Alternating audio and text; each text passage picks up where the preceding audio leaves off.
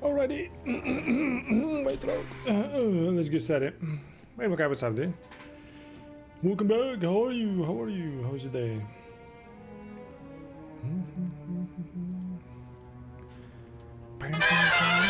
Alright, we'll continue this story.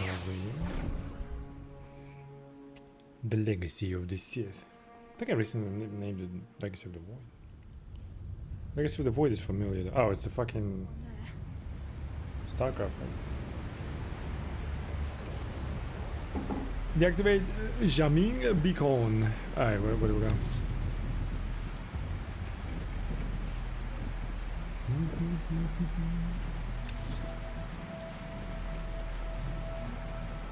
Kind of weird, like it like locks you out. Whoa! Ooh, look at the rain. Kind of nice. You're dead. So much for sneaking in. Hey, trash booba, здорово.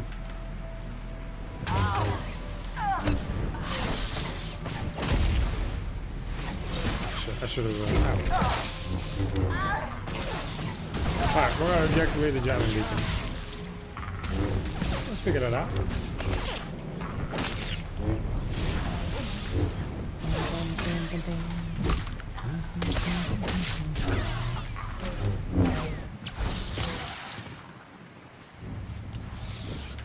There is no bonus. Maybe I'll skip them. Quickly! Quickly! Beautiful. Has they been? It's alright, I guess. We're living. I don't know, maybe. How are you doing?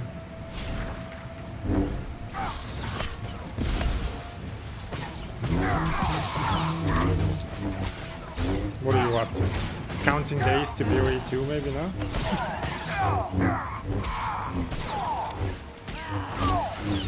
What's happening with the fucking show The Boys? Everyone is fucking mad at it. Apparently they didn't like finish the whole finale, like the whole season shit, or like the whole show. Either one. Like, everyone is freaking mad about it. I only watched like one season, so I don't really know. Count this to what? To PoE 2 now?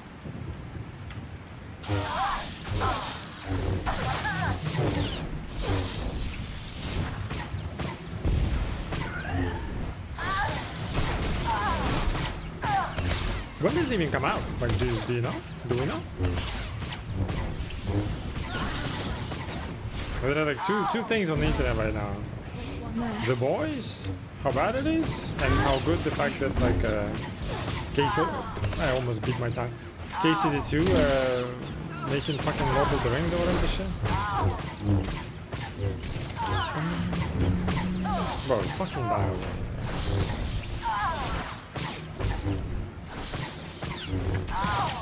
Roguelike came out yesterday. Currently playing Deep Road Roguelike. Oh yeah. How is it? I think I didn't really watch it, but it was in the background, so I kind of saw it. В описании Казахстана написано с Казахстана или просто английский знаешь или приехал куда-то? Нет, с Казахстана и в Казахстане. Просто практика и приехал. Just started, looks nice. You tried that Battlestar Galactica? No, it's pretty good. Well, at least I tried demo, see if you like it. I mean, although I feel like the Public Aquatics is so good. Okay.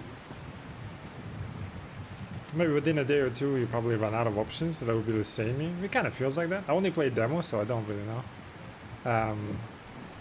But it seemed like a pretty good game, to be fair.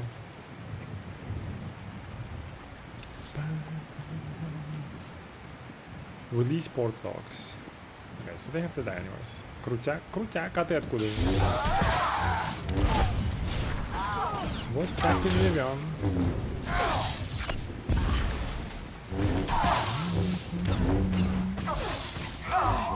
Ты меня как нашел? По игре или по тегу? Я не знаю, теги вообще работают или нет. Isn't there like something else, Deep Road Galactic coming out, or am I wrong? Or was that the roguelike or whatever? I thought there was like something Deep Road Galactic, unless there was that one. I just didn't really follow up. Vondra wasn't kidding when she said the pubs had these transports locked down. They're grounded until we cut them loose. Find a way across the gap. Oh, I can just do that? Oh, I see. What are we, Batman? Whee! That's crazy. Я смотрю, зашел, это канал первый был в списке. А, серьезно? Ага. Ну, спасибо, что зашел.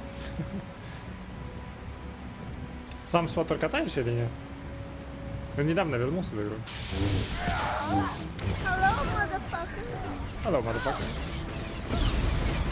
Motherfucker.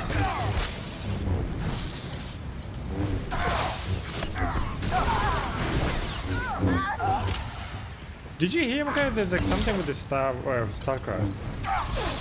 There's something in production, I don't know, like I heard briefly, I was like, wait, what? Like something with the StarCraft first person, or whatever? Not the novel one, something else.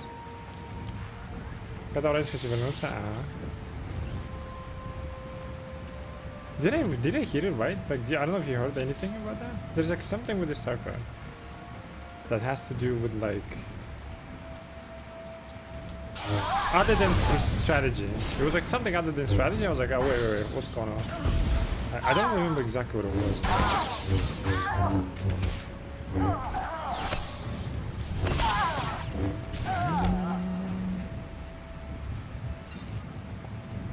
Я в игру вернулся, пока не жалуюсь. А немного чего нового добавили, но классов новых нет, все то же самое, в принципе, так что... Пока нормально. Скоро новая обнова выйдет, вроде бы там в конце мая, что ли. Посмотрим.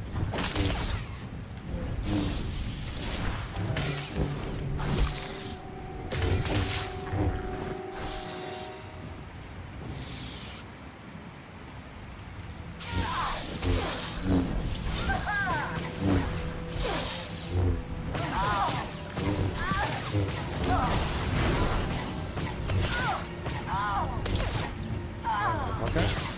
Just whatever.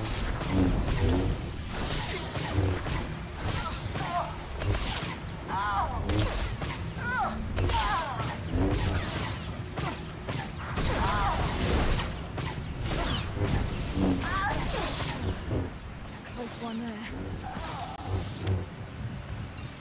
Alright. I wonder if I missed one if I went. Oh, I could have gone that way anyways. Oh, I see.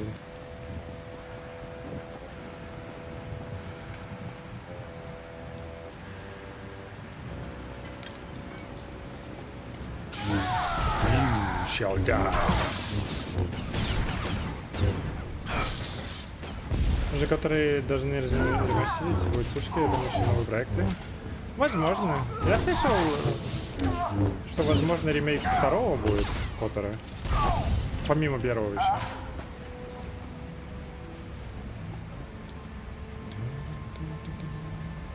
That's all of them. Time to get these things in the air. If we can just find somewhere to put coordinates in. Wait, I want to do the bonus though. I think I see one over there. Really? I have to go through all of them? For the sake of doing everything, we'll do all of them.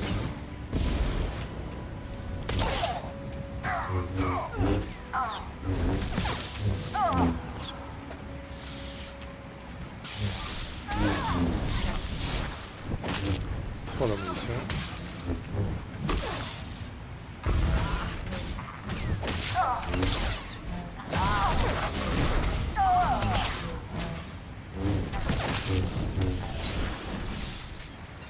What the fuck? I'm not looting. Shit.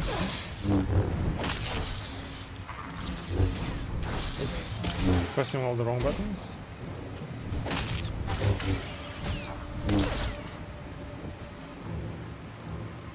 That's 3 though. Where the fuck is the 4th one? I really hope I didn't miss one. Unless he was over there. See if we can skip them all. Got something for ya!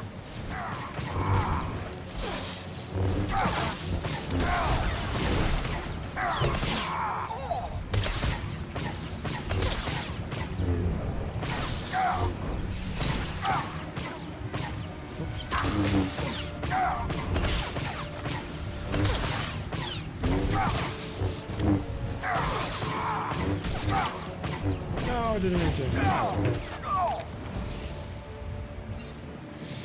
Okay, where's the last one though?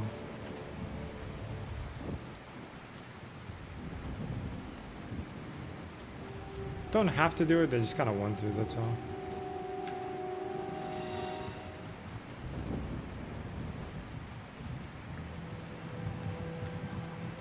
I doubt I missed them over there.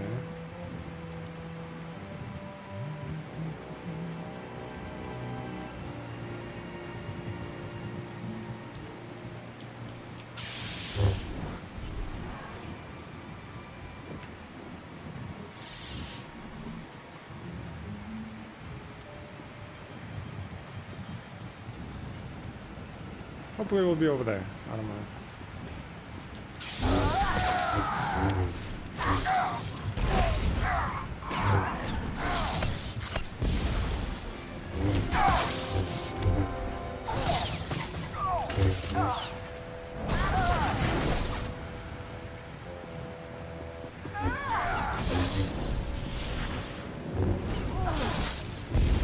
Bitch ass. Oh, whatever.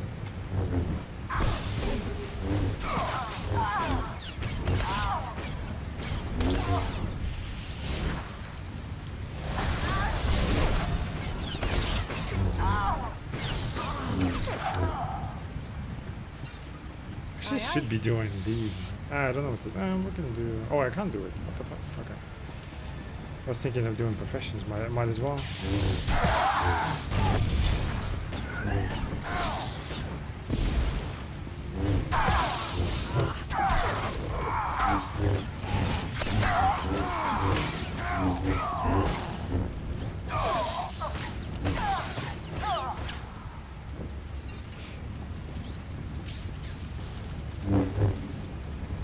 I see one over there.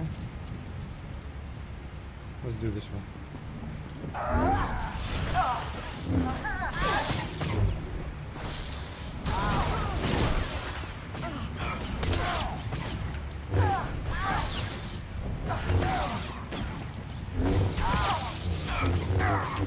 Stop healing yourself.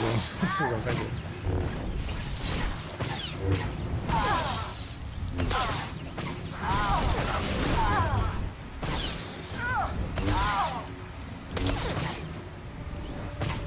Oh, oops. You just shock on which buttons you wanted to press and then you fucking, you know, press all the wrong buttons and shit. This one is done.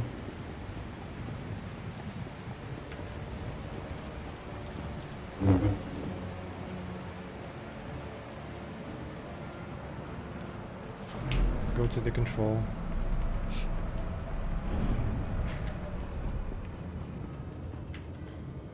Kinda have to fight him.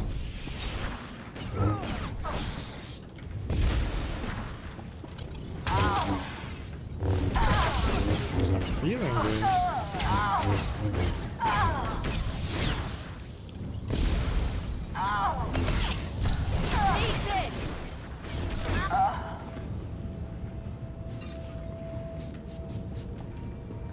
No bonus here, I guess we'll skip it. Major Godol.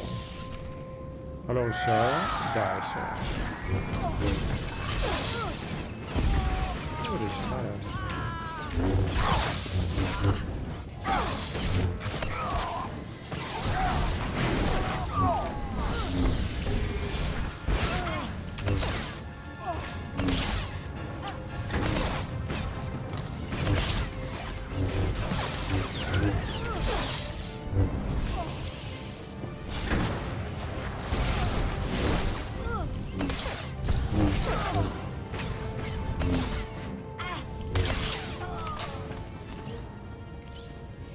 Control to get the call to transport of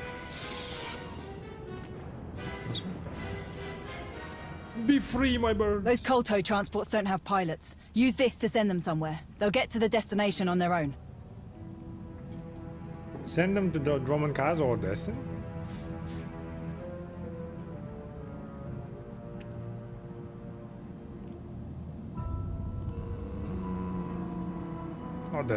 Getting this Kolto out of Cord and Norok's hands is the only way I trust it will be put to good use. I'm sending the transports to Edessan. As long as you get it to the Empire, Colonel Cord won't have any complaints. Can't imagine Darth Norok will be too happy about it, though. I don't mind. Hey, Infinite Frogs, how are you, man? Welcome back. I'm doing the last era, I guess, expansion. Pretty much almost just done.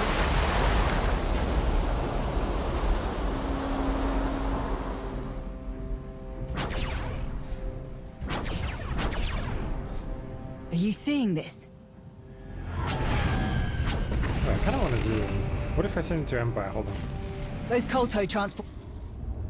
We need to get this Kolto straight to the heart of the Empire. I'm sending the transports to Drummond Cass. Colonel Cord will love you for that. Yeah, whatever, we'll do that.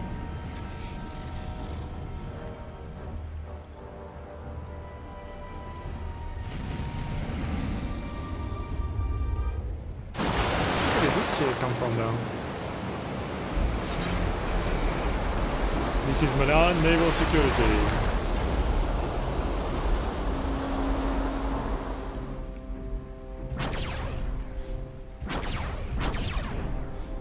Are you seeing this?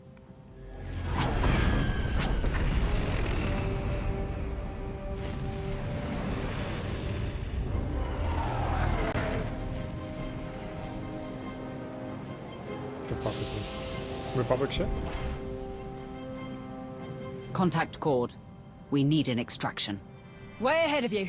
Here's hoping I can get through. Sir, got a little surprise down here at the shipping docks. The Republic's guns showed up.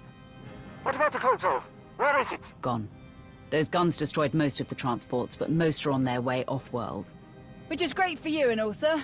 Unfortunately for us, the Republic's just dropped a lot of fresh troops on our doorstep. We're trapped in here. I cannot send anyone to get you out, Major. Not while those guns are still active. Darth Norok would not approve of me sending anyone else into this situation. Assholes. You don't need me. I know that both of you will figure. We'll figure. Think we can make it to that? Easy. Without question. We'll handle it. And we'll bring down the Republic's guns on the way out. For I am not a Darth badass. Didn't really think it through.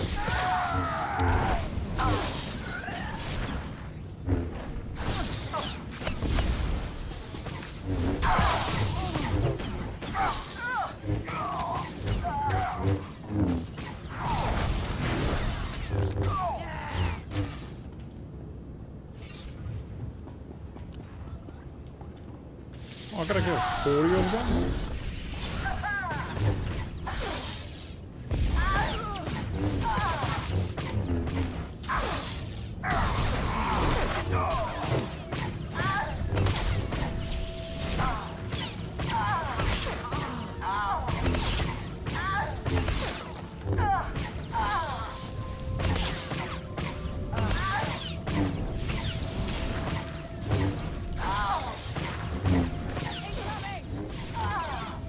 Better gear, like, we're decent, like 324, I guess.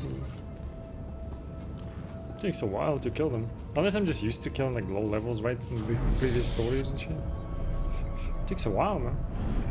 Kind of nice though, but you know, gotta get used to it again. Fuck you! Oh, shit. I thought I'm targeting all of them. No, don't jump now. Goddamn.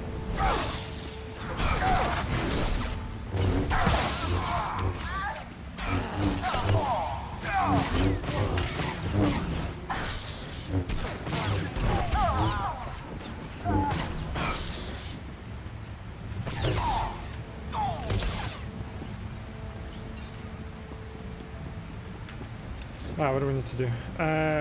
Just to get the ship? I'm down to kill all of them just for the bonus, yeah? So let's do that.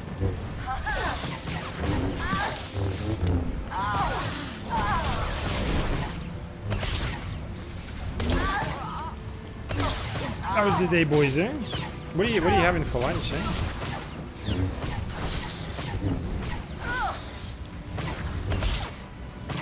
What's everyone eating tonight?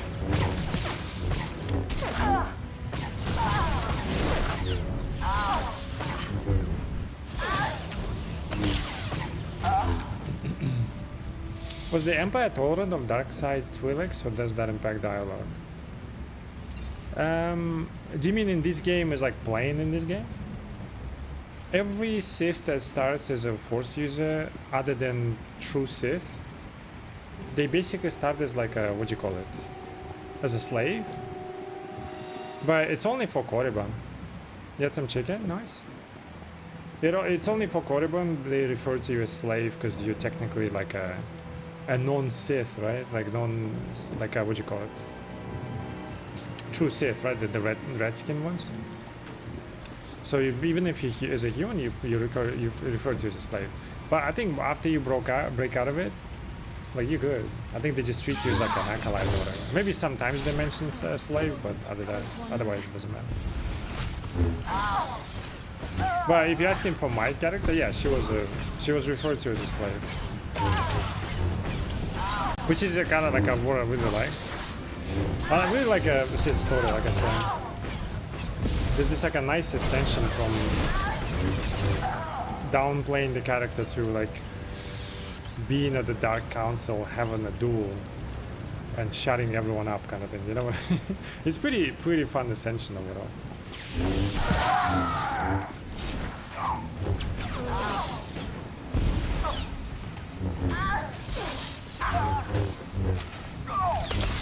But technically, I don't think they don't mind it.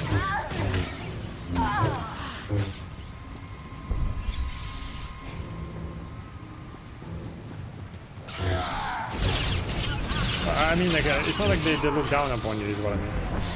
I don't think they do.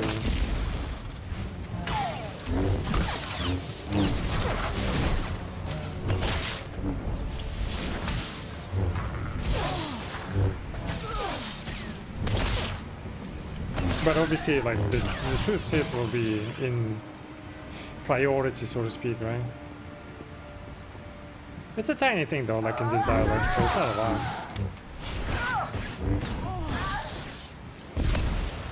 Like I said, the nature of MMO, right? Everything has to be standardized, so you can't really go too much with it. Which is the unfortunate nature of it. But funny enough, my first character was a true Sith warrior. Yeah, this nice British accent, you know. I still like that character. Like, I might make another Sith warrior one day and just kind of play with it. I mean, I already kind of have it, but it's basically the same aurora, same everything. But the choices might be slightly darker. I thought they Sith hated aliens or something like this. I mean, it's not like they hate them. They just, you know, understand they're always on superiority kind of thing, right? They're always on strength and power. And the most ones that exude that power would be the Sith, like the true Sith. Like the Sith as a human, right? Or like as a, like for humans, it's like an ideology, right? They're not like true born Sith, right? The Redskins are like, they're called Sith, but they're like the race Sith. I think they started the whole Sith thing. And then obviously like human converted that, aliens converted into that. The Empire was built around that kind of thing, right? So the true Sith will always be the, like the origin nation, right? The rest will be always kind of like, oh, fucking immigrants and shit. You know, similar shit, basically.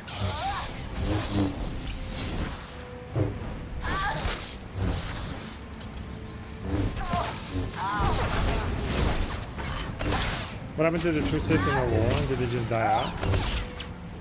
Kinda, yeah, actually, yeah. Well, that's the thing, like, we watched that video, right, to some extent. They, like, briefly mentions that. They fought, you know, they are, like, the Republic and all that stuff, right? Like, in the past, I guess. I'm not sure exactly, like, full lore, if you're from the ones. But some of the stuff, like, let's say the Sith Empire, like, the old ones, the red ones, right? I think they were fighting, like, Republic at some point, and they were basically driven out from, like, the Sith lands and all that stuff. If I'm, like, not messing up timelines, that's what it was. And then that was the thing with the Emperor fleeing as well and all that stuff.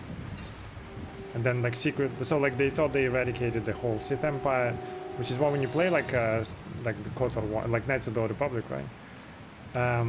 The story goes from, like, oh, the Mandalorians showed up and stuff, right? And then you fought Mandalorians, and then Revan goes somewhere and then discovers Sith Empire being alive, right? Like that was a thing. So it was long gone and believed to be gone and eradicated. So there were no Sith for like centuries, I think, right? Then Mandalorians showed up, started attacking, and then this whole like period of like Knights of the Old Republic was like, you know, there's like only a couple of Jedi, blah blah blah, right? They had some Jedi, but like after Mandalorian Wars, a lot of Jedi died. And you can see it like reflecting their armor and stuff, where they don't wear like, you know, crazy armors and shit, right? There's like no war and stuff. They just simply like cloth and stuff. And then Revan finds the Sith Empire, and then he comes back, and then he fights obviously like the Republican shit, and then he forgets because they erase his memory, right? So then he kind of forgets. When you finish the game, he somewhat like has like some kind of resemblance of like something out there is bad. I don't remember what. So he takes off after they finish the first game. He takes off again out of Rim, right? Looking for that looming threat, which he doesn't remember technically. And that's when the Sith Empire comes back. And then everyone's like, oh, Sith are back, you know, shit like that. Because the Jedi in the Knights of the Republic 2, there were like 7 Jedi left or some shit. Actually less. So you basically task like rebuilding the order and all that stuff. Sith is still, I think, like not existent. Yeah, I think it was still not present technically. But it was already like signed. If I remember correctly, I could be butchering some of the stuff. It was, as an Emperor wasn't pure Sith. I think Emperor was a pure Sith. Like the thing is with Emperor, right? Like he's like this fucking essence and shit, and like infinite force or whatever. He's not. He's just a dude who won the all the Sith shit was like all Redskins, right? Naga Sadow, the Freedom Nod, I think is all like I don't know all of them. Exar Kun was like later on, right? The Sith as well, or like the Emperor as well, whatever his name fucking was. And then he's basically like figured out the ritual where he would I don't know, one event I know is like it was like 1,000 people or some shit. So he basically gathered a bunch of people on one planet and then exacted the ritual and kind of like assumed their essence and shit and kind of like lives forever, right? That thing. And then every time it just like jumps vessels, so to speak, right? So technically, yeah, it's just a dude who figured out some of the like techniques and shit, right? Like very ancient knowledge and shit. So he's a true Sith. Yeah, he's not on the origin of Sith. He's just one of the really really powerful ones. And then he just like swaps bodies. However that works, I don't fucking know. So you get like Valkyrian, right? You get Palpatine, I guess, like stuff like that.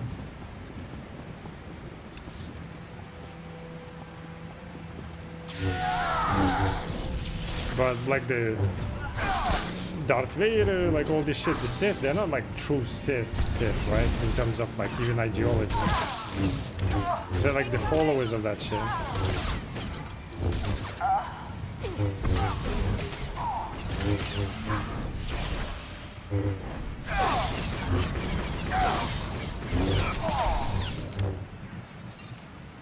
As far as I know, like honestly, most of the stuff that I know is literally from games and like one book, So I don't know everything. Like these people like know a lot,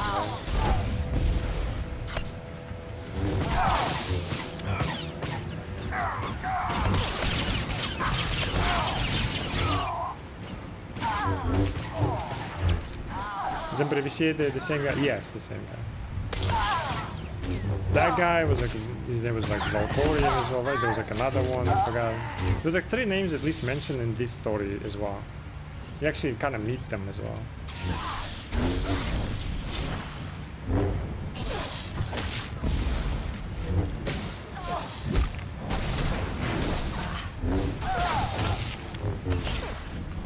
You want like a fun, interesting, like I guess like Jedi Sith and shit. Just play Knights of the Republic like 1 and 2, both of them.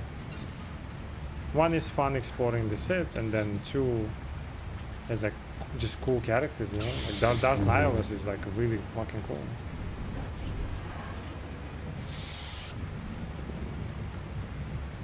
He's basically same that happens to like your exile. You got like this like opposite side of it, which is Darth Nihilus. Have you seen him? He had the host bodies. Yeah, exactly. He like hosts bodies. But like the thing is like I don't think he's just some kind of just like a forced nature, right? He just simply hosts them, but like he became this. Anytime he fucking dies, he just becomes like this energy, right? But it started off with like a normal dude, you know what I mean? I just love the design of this motherfucker. He's just cool shit.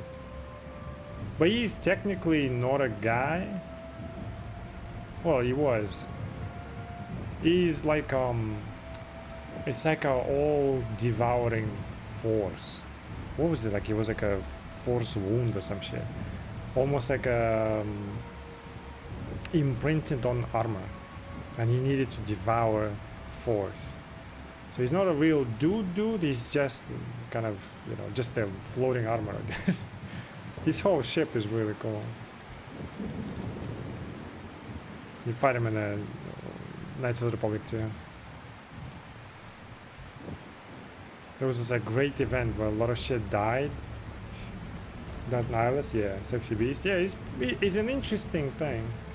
He's like a opposite of your protagonist. Or protagonist kind of, there's like this crazy death, which Revan started. Revan killed a ton of Mandalorians and like Jedi in one explosion, and that caused like ripples through the Force, and everyone you know how Yoda is like when Jedi died, he like kind of felt it, that thing.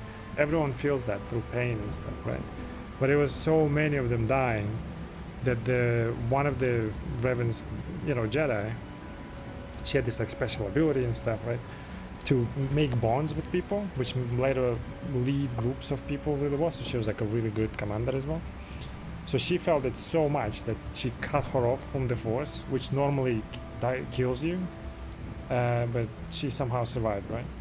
But then on the opposite side, there was this guy who became, he didn't got cut off from that. He became this like all this like pain manifest basically, right? And in order to survive, well, he became like Nihilus, I guess, right, in a sense. And he's like this whole devouring wound basically, the void, that he just needs to like feed on the Force, otherwise, you know, he fades, I guess, right, dissipates. So he became this kind of crazy shit. What is his ship? The ship is just like a literally floaty. There's like, everything is dead in there, just kind of floaty fucking dreadnought. It's cool stuff. There's a bunch of like fun lore, you know. When Mrs. Mar takes off his mask, apparently he's just a man. I don't think she takes off his mask. I don't think you can. When you defeat him, he's kind of like, I think if I remember correctly. I don't think he's a man. Like he's no longer a man underneath the mask. That's the thing. He used to be a man. I don't. Where do you see it? I want to see it.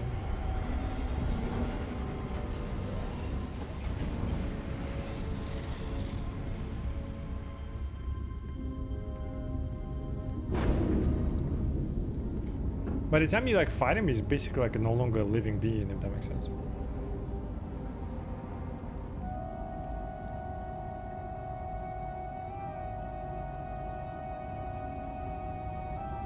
Who's there? Housekeeping. Theron. Darth Norok. What in blazes are you doing here? What are you doing here? Wait, he got captured? What a bitch. I could ask you the same question.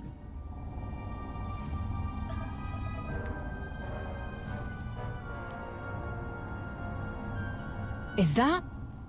You've got to be kidding me. Don't just stand there. Release me at once. Mind your tongue. Tread carefully, or I'll hand you back to the Republic if I don't throw you out of the shuttle first. Do not toy with me, fool. The longer you keep me like this, the worse the consequences will be. No need for that, my lord. Don't do anything stupid, Norok. Unless you'd like to put the buoyancy of your armor to the test. Take me to Cord. I will wring the air from that useless invertebrate's carcass for this. What does he have to do with this?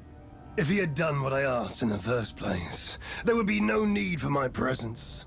What do you mean? Colonel Cord's done his best to keep this operation running for you. I repeatedly told Cord his little Kolto mining stations weren't good enough.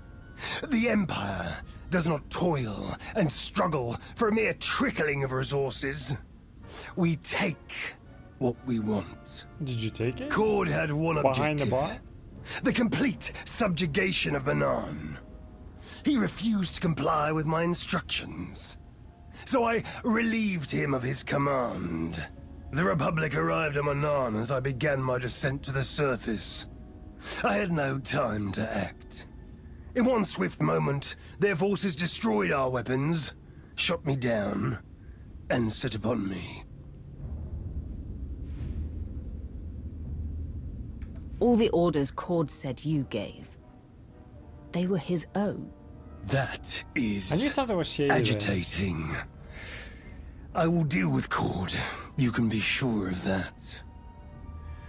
I'll deal with him myself.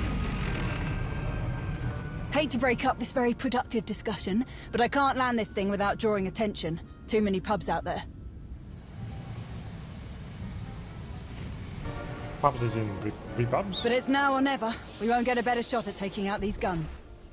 If these animals are all that stand between me and an unyielding grip on Manan, I will eradicate every last one. What do you talk like you need to take a shit? Here we go. I'm trying to kill them all.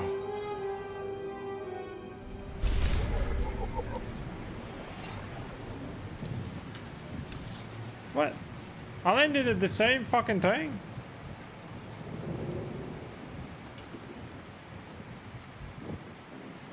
Wait.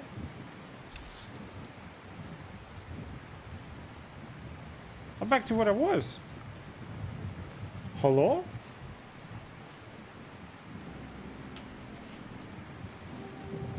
I'm in the same area what I was before. This is ridiculous. Is it bugged? Like, what the hell? I think we need to restart. When is this Prince Charming? I've never met him yet.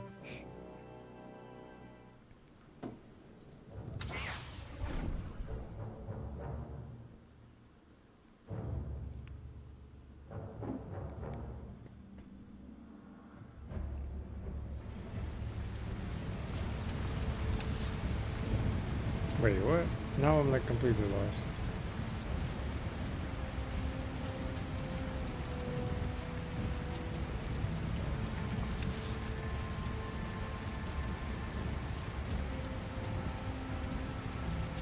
What am I supposed to be? What the fuck?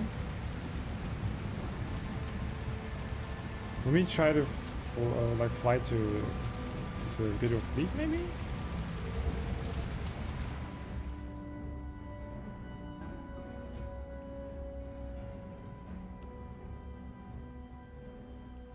Weird.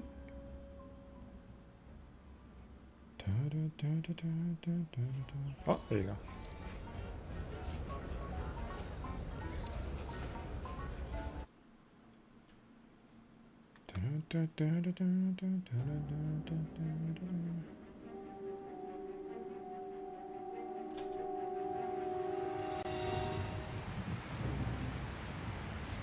What is going on with this expansion?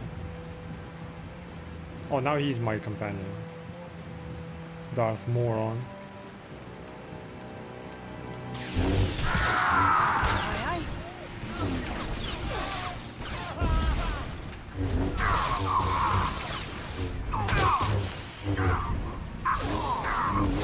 You gotta kill 50 of them? Holy shit.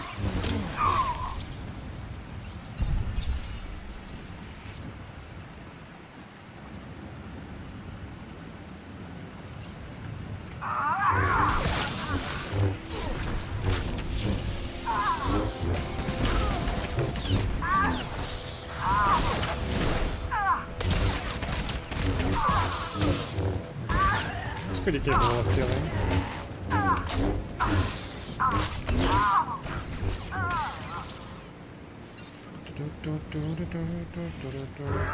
They didn't like that. How about this? Ow.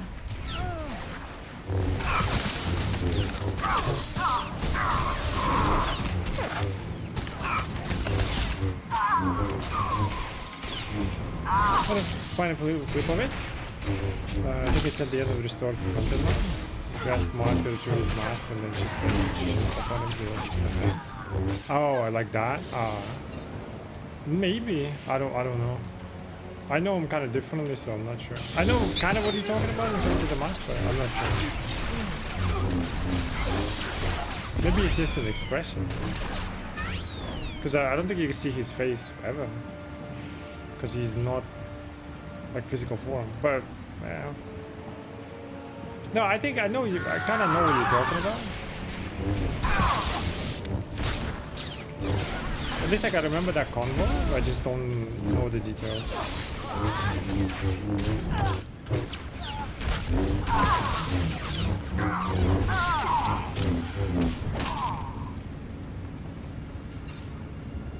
Aye, aye. Aye, aye. Aye, aye, aye.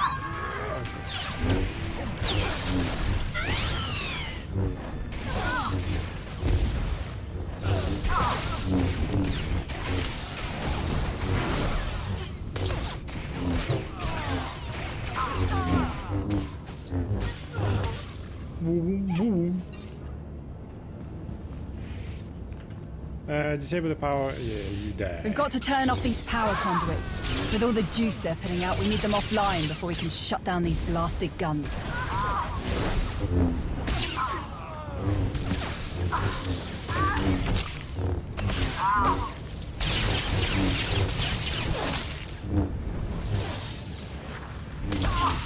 Why is he lying down?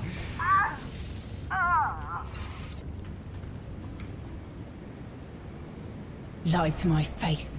Made me look like an idiot. Speak up, Major. Do you have something to say? Perhaps about your commanding officer? Nope. Everything's just peachy. Forget I said anything, my lord. Apologies for wasting your time. I'm joking like that. Because I'm trying to push out the massive shit. Because that's what makes me sound Sith. Although I do that as well. During convo, so shit.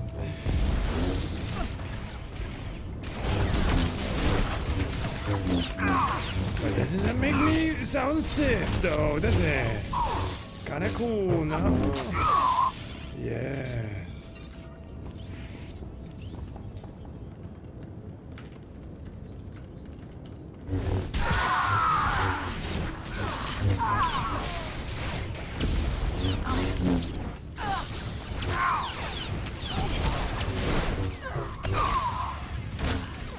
Close one there. Who the fuck?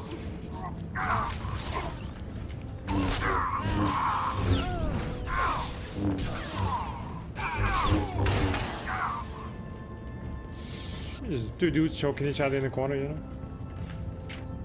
So Nihilus was just some random Jedi who was at the Malachor?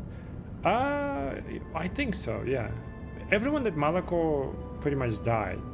But I don't know if it was Sith or... Well, actually, did they fight? They didn't fight any Jedi there. Or like any Sith, right? It was just Jedi versus Mandalorians. So yeah, I guess it was. It's just like, through that pain, I guess he chose to live. I'm not sure, and then that's manifested him. Because like the exile, I guess like chose to kind of cut off from the Force. Unless unintentionally. But she was like pretty strong in the Force to survive that, even though you're supposed to die. When you cut off from the Force, like it's like unbearable, whatever the shit, then you die or something like that. There's like some mechanic behind it. But she miraculously survived.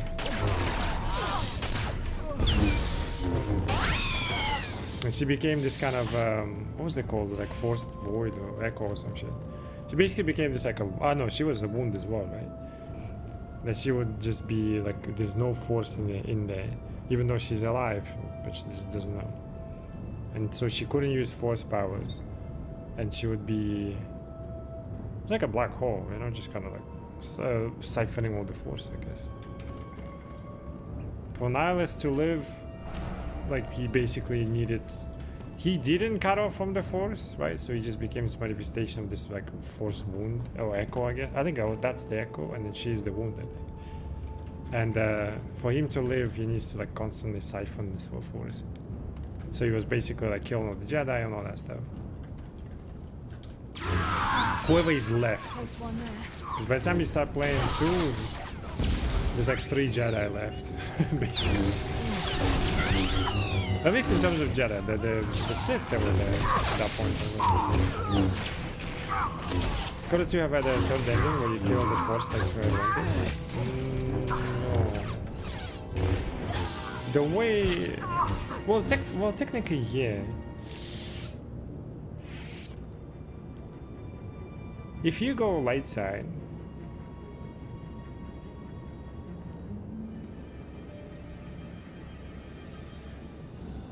Yeah, if you go light side, you just kill her. What happens with the dark side? I actually kind of forgot about this whole thing. I think if you kill her, you die, which means, like the exile dies within the fucking the whole, like, you know, basically you create an even bigger wound with her dying, right? Inside Malachor and all that stuff. So technically, if you kill her, she dies. You die as well because of the Force chain.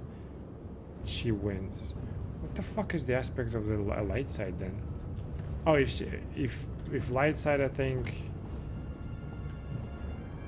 you basically create like a, well, technically like a new order, right? That looks upon Force in a different way than just light and dark, which is what Grey also opposed with the whole balance thing, right? So I think that was the case. Actually, I'm kind of curious. Funny enough, we played it recently. I'm still fucking it up. I think we cut enough power to take out the guns But for even good. with the dark Just side, need to I'm find the pretty sure- controls that shut them off. I've done dark side a long time ago. When I was playing, there were no cutscenes in my game, so I couldn't even see it regardless. But I don't actually know if you just like everything just goes away. I think it's still ending there happening. I actually don't remember. See if you can look it up. I'm actually curious. Why not?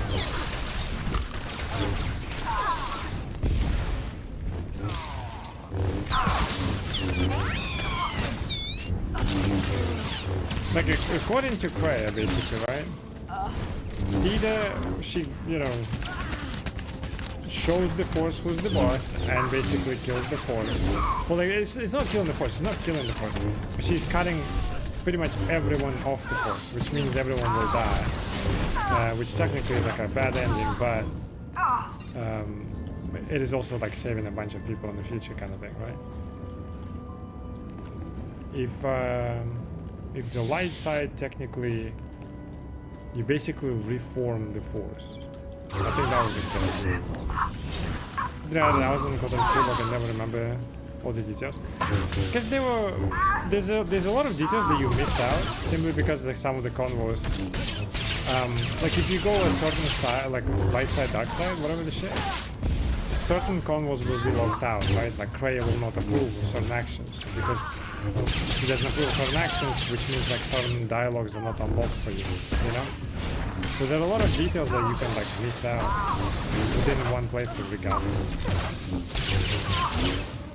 When she's doing just one playthrough just to kind of please Kreia forever, just to get all the info is like the best part of this one. Because she knows so much, you know?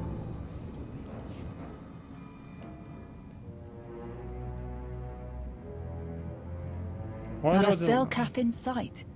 They must be putting a lot of trust in the Republic if they're letting this beast cruise around Manam without any local military on board.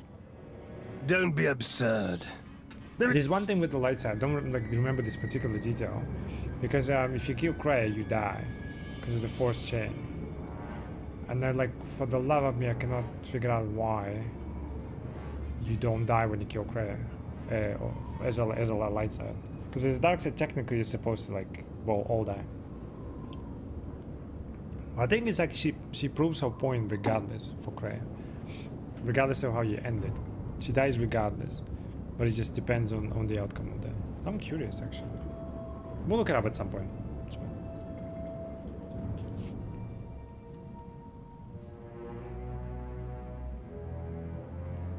Not a cell cath in sight. They must be putting a lot of trust in the Republic if they're letting this beast cruise around Manam without any local military on board. Don't be absurd. I'm actually curious. There's a good video on that, actually. Even though we watched it, but we can watch it again. I want to see.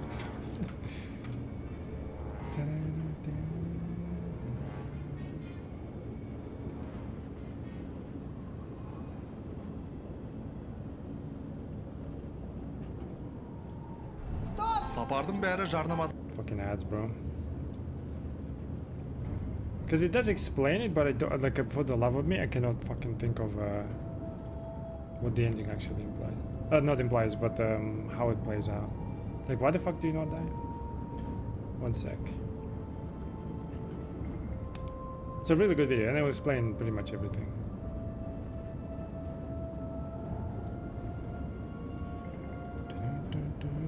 For me to reveal a secret that had eluded you, something that would change your perspective of events, shatter you to your core. There is no great revelation, no great secret. There is only you.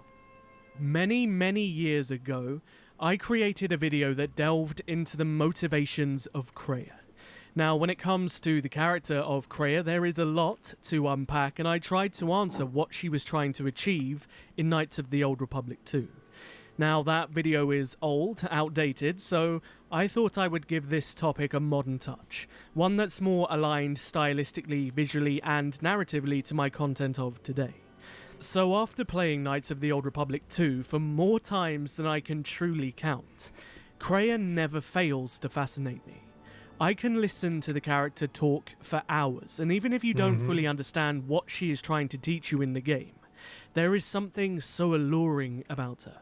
And everything she says when it comes to the grander universe of Star Wars just makes you stop and think. Yep.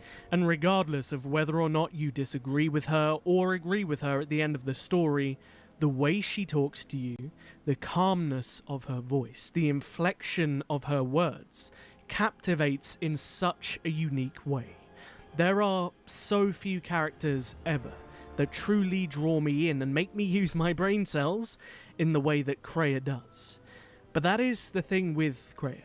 You really need to think about every single word she says, because there is rarely a moment where she speaks to you in the game and what she is saying isn't conveying something important to her. I don't think she ever said any, like, empty sentence, you know? It was always something. It was always something. Or the grander story. Everything has a meaning, and if you really want to understand the complexities of the character and understand her motivations overall within the plot, you really, really do need to listen intently and think about what she is saying. So it's understandable that many people might not truly understand what she was trying to achieve. It's very, very easy to misconstrue her cryptic nature with nonsense, and I can understand why there are people out there that view her as just an annoying old bat that talks to you and lectures you too much in the game. To be fair, funny enough, like, if you play light side, you will piss her off a lot, right? So she will disapprove a lot of things. So a lot of conversations will be locked out. You will actually only see her as a crazy old bat, you know, basically. But she is far from that, because she truly does have a goal within the story. Everything she does is done with motivations. And it's ultimately down to us, the players, to piece together the individual meaning of everything she says, to almost put it together and paint a picture of a puzzle that ultimately unravels what she is trying to achieve. And yes, of course, everybody is going to potentially paint a different picture depending on your perspective of the character. But that doesn't change the objective motives of the character in the game. And when I say motives, that isn't me misspeaking, because she does have motives. Not just one, but several. And at times, these motives actually change depending on the actuality of events occurring in the games. Which is so true to her character as well. There is an amazing quote that she gives you in the game, and it's something that I find extremely profound and something that I take to heart. It's, "To believe in an ideal is to be willing to betray it. It is something that no Sith or Jedi has ever truly learned." To believe in an ideal is to be willing to betray it. It's kind of crazy. She wants to kill the Force, which means killing all life.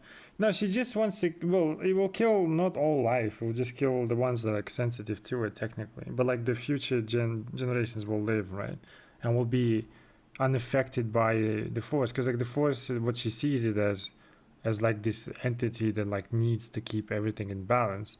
Which means if there is too much good, there will always be like Darth Vader. There's always be Maul. There will always be Nihilus. Shit like that, right? So it will always be death and anguish coming towards you, right? Because of this thing, stuff like that. So that's why like she fucking hated it in the first place. Not because of like, oh my god, people are dying, but because it was all controlling and stuff, right? And she didn't want that. She wanted to be basically like kind of free from it. Like that's the idea of that, which is like the first time ever I think anybody looks at the Force that way. You know what I mean? Where like it's almost like an evil entity on its own. You know what I mean? It is something no Sith or Jedi learned. To believe in an ideal is to be willing to betray it. It is something no Sith or Jedi has ever truly learned. Now, Kreia practices what she preaches. Which is why I think it was like Ludo Crash, right? Or one of them like talks about the whole, in order to be like complete the Force user, like the whole light side, dark side is all fucking lie, or some shit like that. Like adhering to just one side is a lie. Like, you know, like Jedi was like, don't go to the dark side. It's bad, bro. It's bad for you. You're gonna get pimples and shit. Like, not all of this stuff, right? But some of them very daring ones, right? Like, kind of discover like the truth is actually in both. Like, you have to know both to fully understand, and then you will unlock like, you know, knowledge and potential type thing, stuff like that. And it's not about just like hating each other, you know, like hating each side or whatever. It's kind of cool, and funny enough, it's like mostly done by Sith, because Jedi are too pussies to like go anywhere, right? Because mostly it would be like the Sith, you know, pursuing knowledge and stuff. Like I think with Exar Kun as well, like the pursuing knowledge. At some point they started fucking looking at it as like pursuing for power rather than knowledge, like the Jedi, right?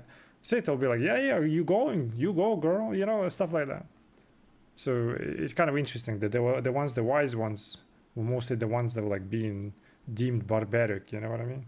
Because she puts this not only into practice as a person over the course of her life, but she puts this into practice in the game within her motivations. Because her motivations do change. Now yes, she moves the puzzle pieces so that all of her motivations could ultimately come true, depending on the scenarios. But she changed her ideals for you, because you spark a change within her. Now let's really get into this. Kreia's grand master plan within Knights of the Old Republic 2 is to utilize echoes. Force echoes to be precise. Now it's very easy to just hear the word echoes, echoes, echoes constantly echoed throughout the game. And maybe it can just go over your head. It took me many playthroughs of Knights of the Old Republic 2 to come to these conclusions and to come to the understanding of what she was trying to do. I certainly didn't get it when I first played the game, so I wouldn't expect most people to either. Nobody but did. Echoes are... The thing is, like, nobody did, because there's so many details you get only after you learn certain things, right? The more you learn, the more what you've heard before makes sense, right? But the first time you play, especially like the game was kind of rushed and stuff, right? And the whole system of like companions and the locked out conversations, especially with Kreia, a lot of people missed it, 100%. They were like finished and like, what? You know, what happened? So important, because in the world of Star Wars, Echoes is just kind of a fancy way of describing one of the core elements of the story. Oh my god, we're back to this fucking ads, bro. I don't know why. And one of the core themes of the game, and they are consequences. How actions, even small, can affect an entire galaxy on a grand scale, but also affect the hearts of people, affect humanity, which is also another core element of the game. Being fallible, being human, finding strength within ourselves from our struggles in life. Now, the easiest way to understand the idea of a Force echo is to imagine the Force itself as an ocean. The ocean is the epitome of nature. It is essential to life, and it moves of its own accord, weaving back and forward, affecting everything around it. Then, we have to imagine every event, every action, has an impact on the ocean in a small way, or a big way depending on its severity. Small actions that do not disturb the ocean on a grand scale are like small pebbles. They get thrown into the ocean and a tiny little ripple occurs, one that isn't felt by anybody. But then, we have to imagine death and destruction being like a gigantic rock. When that is thrown into the ocean, it creates a massive ripple that keeps spreading outwards Microfire. depending on how large the rock is, the severity of the destruction. There are places in the galaxy, strong in the Force, light, dark. They are born in places teeming with life, and in places that are filled with death. Worlds whose surfaces are graveyards, whose screams echo through the Force. It is possible for war, for men to give birth to such places, to leave wounds on the galaxy itself. What you heard was the echo of the past, and it travels still. Now, these ripples in the ocean, in the Force, are not part of its natural movements. And so when they occur, they can be felt by everybody that's within the Force. And the bigger they are, the more unnatural, the more disturbing the ripples. This has a massive effect on everything that can feel it, to the point where it can overwhelm those that can feel it, causing pain, sometimes damage, and at the very worst, even death. As much as you can form connections to others, such connections exist on a galactic scale as well. It is possible to hurt or sever those connections, to create places in the Force where it is difficult to center oneself, but that is the crudest form of manipulation. It is possible to affect those connections in other ways, by the slightest action, a seemingly minor choice, a small cruelty. The stronger your connection to life, to the Force, the stronger these echoes can be made, and the stronger they are felt. But this connection has other consequences. When the source is wounded, the one on which others draw strength, then they are wounded as well. What one feels, the other feels. And when others die, the scream travels back to the source. If they occur at the same time, or at the right time, these screams will build upon each other until it is the only sound you can hear. And the deaths of many will cause the screams to build until their pain becomes yours, and you die as well. So what happened Now, to Exile? Kreia herself, by the point of the story of Knights of the Old Republic 2, hates the Force. She has been a Jedi, she has been a Sith, and she has seen everything that the Force has to offer. And so she comes to the conclusion that the Force is nothing but an insidious god. She believes that the Force is just playing a game of balance with itself, and it uses every unaware living being within the galaxy as a means to achieve this. It is said that the Force has a will. It has a destiny for us all. I wield it, but it uses us all, and that is abhorrent to me, because I hate the Force. I hate that it seems to have a will, that it would control us to achieve some measure of balance when countless lives are lost. But in you, I see the potential to see the Force die, to turn away from its will, and that is what pleases me. You are beautiful to me, Exile. A dead spot in the Force, an emptiness in which its will might be denied. It's like Neo And in over the Matrix, course of her basically. life, she came to learn about Force echoes, and how the greater the echo was, the more severe pain it would cause to someone who felt it. And she wanted to use Force echoes to essentially deafen the galaxy to the Force. She wanted to strip away the Force's control over those who worship it, and give back power to people themselves and the choices that they make. And now we come to wounds in the Force, one of the central and most key parts of Knights of the Old Republic 2. Now, a wound in the Force is like the epicenter of mass destruction. It is something that has It's a good suffered video. so... Yeah, this guy is really good. He's got like he's got a couple more that are pretty good in terms of like talking about KOTOR. Especially some of the theories that like, I really like, and I do agree. Greatly within the Force that it left a wound.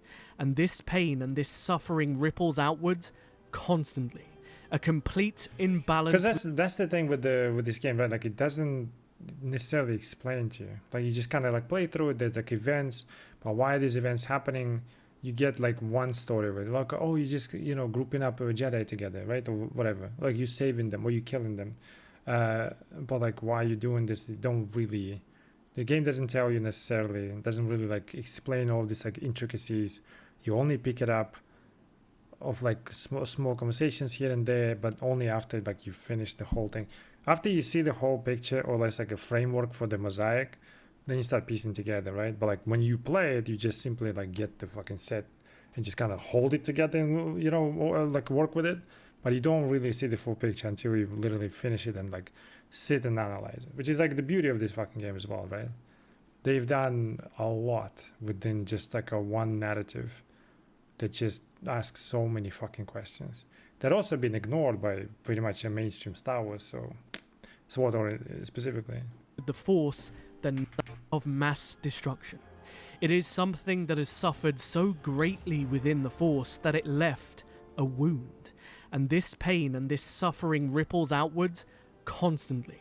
A complete imbalance with the Force that never stops, and this suffering affects everything around it.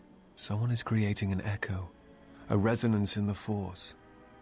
Someone is consuming life, using it to feed their hunger. Each dying world creates an echo in the Force, and as the echoes build, it becomes a noise, deafening, destructive. It touches all life in ways that are invisible to see. The darkness, the despair created from such events breeds and grows. Someone is bringing the dark side to the galaxy through destruction. A critical point is If you play like Dark Side, right? You go to each planet and like kill a Jedi basically. At some like if you save them, there's like things happen, right? But if you go Dark Side, you pretty much kill them there. Like, and that's what he's describing technically. Like that's what Cray is like, yo, go do this, go do this. She's not saying go kill Jedi, right? She's simply like, we gotta go there, blah blah. Yeah, gotta do some things. Like she leads you in a way. And let's say like if she sees you already like fallen Dark Side, she just lets you do it, right? And then you let's say you kill them. These are the, you know, echoes you kind of create, right? And that's what he's talking about. Like someone is doing this shit, and we do cause some like death and stuff like that, right? But if you go light side, it kind of like goes through similar way. Anyways, just by different means, you know. approaching, and the wound must be healed. You, the Jedi exile, Mitra Surik, are a wound in the Force. An epicenter of devastation, but in this case, emotional devastation. The Jedi Exile had a very unique ability to create absurdly intense bonds through the Force. These were known as Force bonds.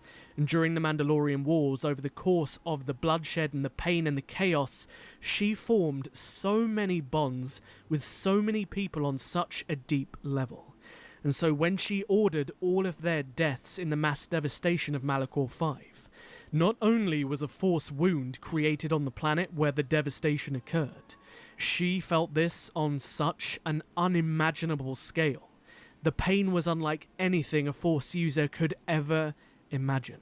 Oh my god, bro. Fucking hell. And so she herself became a wound in the Force. But she did something no Force user had ever done, at least to Krea's knowledge and our knowledge. She, in that very moment of destruction, deafened herself to the Force, unconsciously. She decided to turn away from the Force so completely and so utterly. She essentially decided to step out of the ocean so she couldn't feel any of the ripples anymore. And we have to remember that the Force flows through all living things. It is a natural part of life. And when you are connected to the Force on such a scale as the Jedi and Force users are, to disconnect yourself from the Force is to almost disconnect yourself from living. And this is why almost everybody would die if they attempted to do this. But the Jedi Exile didn't. But that disconnection created a severe wound in the Force. Now, there was 3 possible outcomes for the Jedi Exile in this moment. The first is that you die when being overwhelmed by these ripples, these echoes. This was the most common outcome that happened. But there was 2 other options, and they were to become a living embodiment of a wound in the Force. One wound would turn away from it and ultimately be able to live their lives freely. Yes, they may be a hole in the Force inherently, but they themselves are detached. They cannot feel this wound, they cannot feel that pain that they are carrying anymore. And the other is to be consumed by the wound, to become so unbelievably overwhelmed with that suffering that the only way to stop it from causing you so much pain is to consume the Force essence of another, and knowingly numb yourself to that suffering that you are emanating. Now, Darth Nihilus was the opposite to the Jedi Exile. Presumably, he also had the ability to form these bonds, and at the end of the Battle of Malachor V, instead of turning away from the Force in that moment of pure suffering, he became consumed by the wound within himself. But that wound could never be satiated, and the only way that he could stop feeling pain, that pain emanating from inside, like a drug was addict. to consume the force of another, and this would numb his emotions and his feelings, but it also turned him into a being of pure intent. Now, when she became a Sith, Kreia intended to use the wounds in the Force. So she found Darth Nihilus, and she wanted to basically use him to destroy the Jedi, to destroy the light. But after she was betrayed, she realized that Darth Nihilus truly was nothing but a slave to the Force, regardless of the magnitude of his power. And then she remembered the Jedi Exile, and she became so utterly fascinated, so truly bewildered. She could not fathom a being so deeply entrenched within the Force that could just let go and continue to live her life unabated. But as she continued to learn and continued to pique her interest in the Jedi Exile, she learned that the combination of the wound at the heart of Malachor V and the wound within the heart of the Jedi Exile would create another wound. A wound that was similar to the one that the Jedi Exile felt when she killed all of those people above Malachor. But this time it would be on such an unprecedented scale, where every living being connected to the Force within the galaxy felt the same pain. And this echo would give everybody a choice to disconnect oneself from the Force or die staying embraced within it, despite all of that pain. Yes. You are an echo in the Force, a hollow space where it has been wounded. It takes a great act of destruction to create such emptiness, but it can be done. It creates places where the Force is difficult to hear and difficult to find one's way, and you carry it with you, always. Now she seeks to create another echo, a wound in the Force, greater than the one before, greater than the one you caused. It will deafen all touched by the Force until no life is left. You were strong enough to withstand it once, but few have your strength in such matters, especially if they are unprepared. Kreia's goal here was to create a galaxy untouched by the insidious, constant warring of the Force and its obsession with balance. She wanted to give back control to the people, which is a strangely noble cause. But in the end, she was willing to do the unthinkable. She was willing to commit genocide to potentially achieve this, to kill billions, if not trillions of people in the pursuit of a noble end. Motherfucker. This is why Kreia is not a villain in the traditional sense. She is an anti-villain. Her goal is by definition noble, heroic even. She didn't want the individual beings of the galaxy to suffer and be enslaved by the Force's insidious will. If the Force was still in control of everything, there was always going to be a monster like Darth Nihilus. There was always going to be wars between the Jedi and the Sith, between the light and the dark, resulting in the endless suffering of innocent people. So she found the Jedi Exile and began to do what she did best. She began to move the pieces of the chessboard. She began to manipulate galactic events. Not only could she use the Jedi Exile's nature as a wound in the Force to stop Darth Nihilus, she could use the Jedi Exile to achieve her noble goal of deafening the galaxy to the Force. But as she began to travel with the Jedi Exile and to learn more about It was the healing. I don't remember that. Sorry. One sec. nuances and the complexities of her story and her choices, she began to train her. She thought to herself, this was an interesting opportunity, perhaps one last attempt at doing something right, and at the same time basically give a middle finger to all of these organizations that shunned her as a failure of a teacher, and to have the last laugh that she was the one that was right in the end. What did you see in the web of worlds that have died? What did you see when you saw it through the Force? I see the death of the galaxy, of life. At first, I thought it was just conquest. But it's more terrible than that. It's an echo, spreading outwards, killing everything. It's not possible. Now you understand the magnitude of what is being done. I know you. Not even the markings of the dark side can hide it. Why have you done this? I? Do you think I seek the death of all living things? There is no victory in such things. I do not want to win our war like this, little Jedi.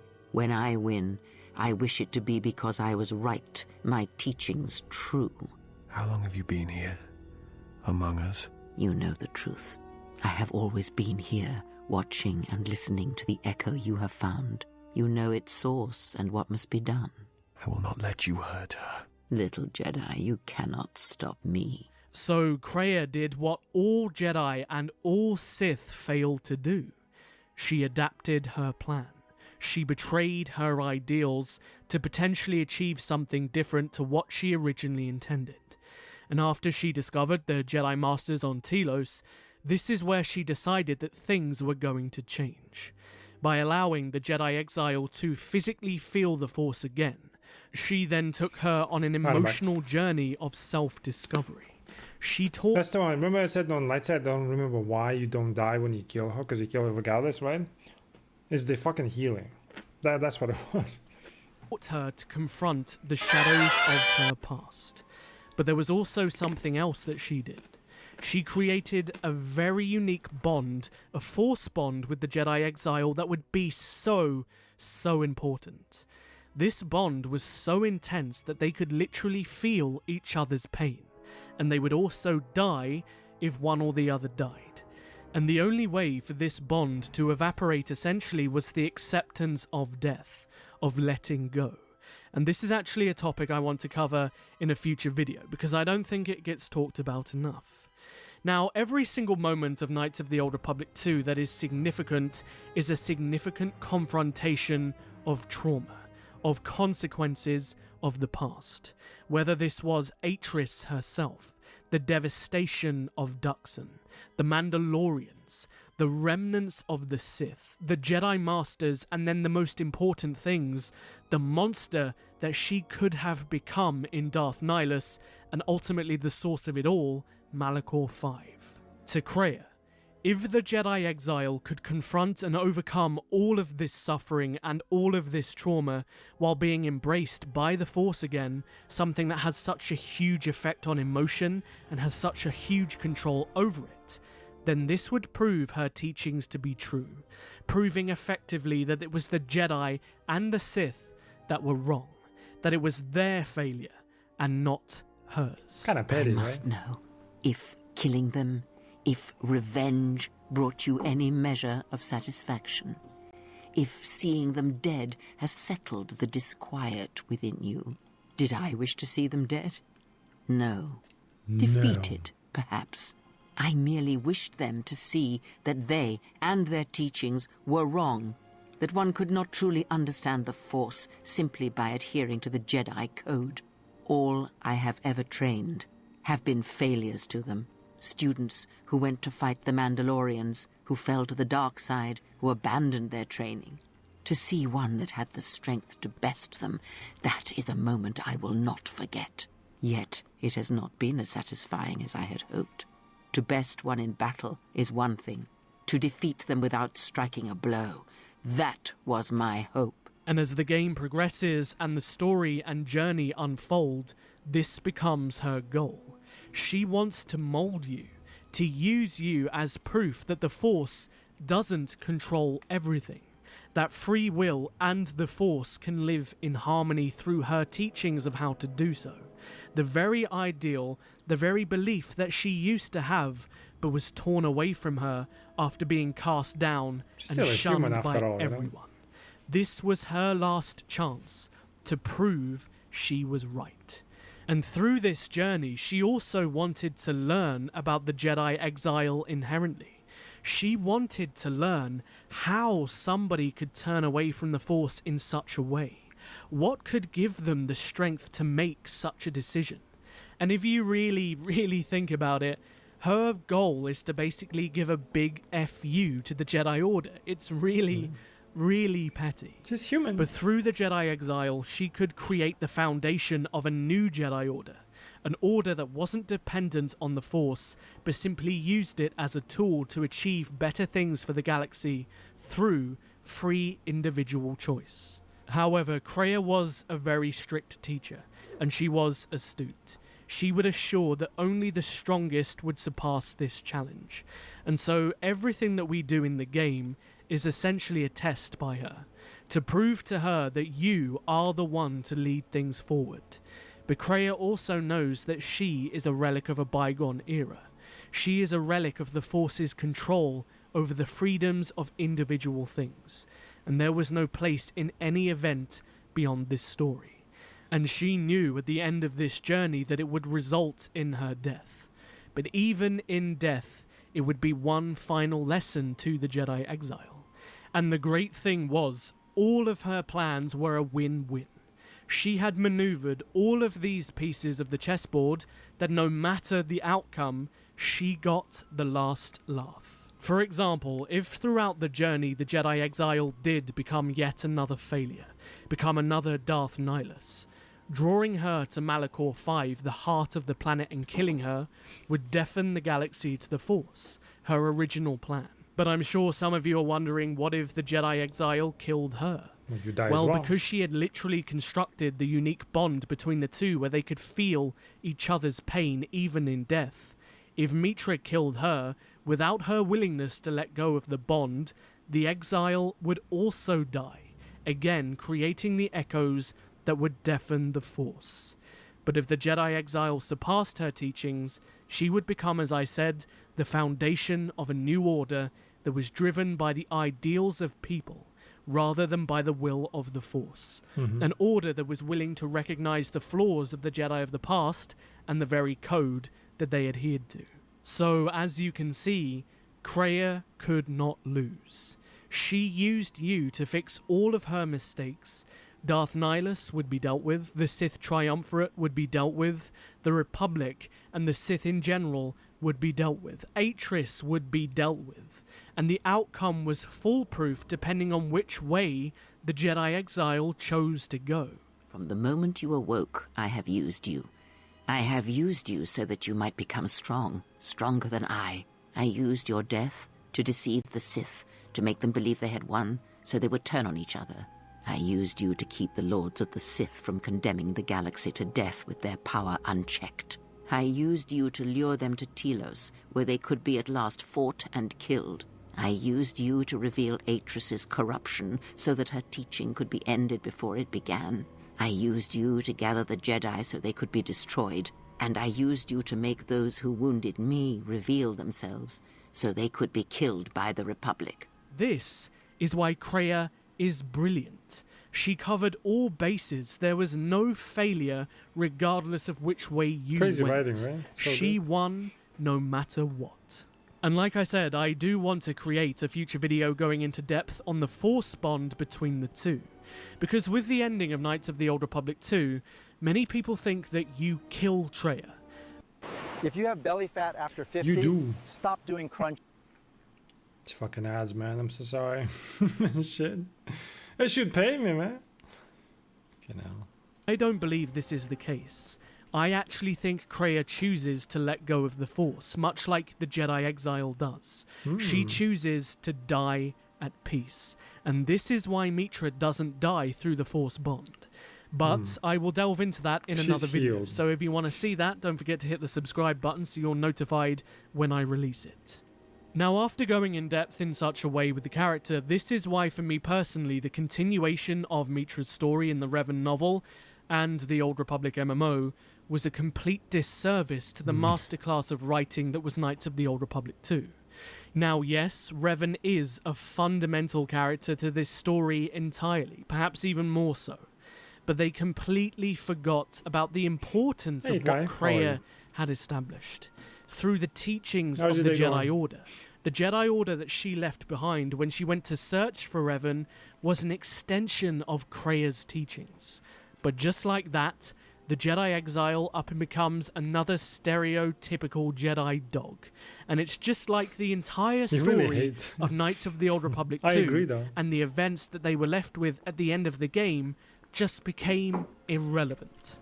However, of course, I have to be aware that the Jedi Order do end up becoming dogmatic in their views again thousands of years down the line with George Lucas's stories. But there was absolutely no nuance in the stories post Knights of the Old Republic 2 that showcased their steady decline to their original ways. And a beef sandwich? The book Ooh. and the game essentially retcon everything at the end of Knights of the Old Republic 2, and this is why I hate both of them for what they do to that specific story. Because it was the complexities of where Knights of the Old Republic 2 left the Star Wars galaxy. It posed so many fantastic questions of the world that George Lucas had built, and most of those questions came from Kreia. And those questions were answered in a way that broadens the nuance and the intricacies of the Star Wars mythos that almost every future writer was afraid of. And so most of them were just like, you know what, this is a little bit too complex for us, so let's just go back to writing what we know. SWTOR is Good Jedi, bad Sith. And what a tragedy it was to see such an incredible story like Knights of the Old Republic 2 reduced to nothing within the grander Star Wars universe. Yes. So there we have it. There are Kreia's goals and motivations all summed up nicely. Now you get it, right? And the thing is, I don't know, did he mention that because I went away? On the light side, you don't die. You do kill her. Maybe she lets go. But the force chain is force chain. It's not a bond, it's chain, but whatever. It's you, by doing light side, you basically like heal this land, heal that land. You heal yourself over time of this bond, basically. So that's why you don't die when you kill on the light side. But dark side, like he said, right? You kill because you don't let go of the force, and then either she kills you or you kill her and you die regardless. So, but on the light side, you know, you get healed. That's why you don't die. All right, beef sandwich. What do you got? Something like that?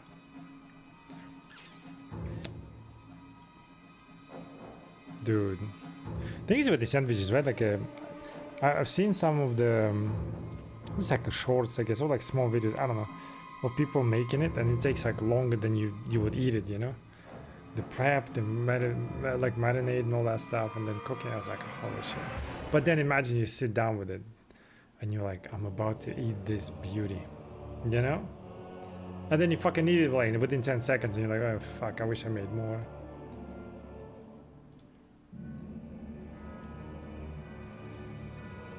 This looks kind of nice. You know what I mean? Like if you just like spend all this time making it, marinating everything, and then cooking it, maybe even make your own bread, everything, you make this like perfect sandwich. And then you blink and you look at it and the sandwich is gone. And you're like, wait, did I eat it? Fuck. You got pulled beef? That's why I wish I was just a millionaire, you know, just buy sandwiches. I'll cook everything else, but sandwiches? Nah, dude, you buy them. Excuse me, didn't I kill everyone? Aye, aye. Oh. You die.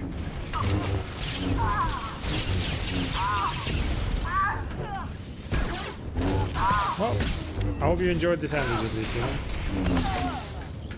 I love sandwiches.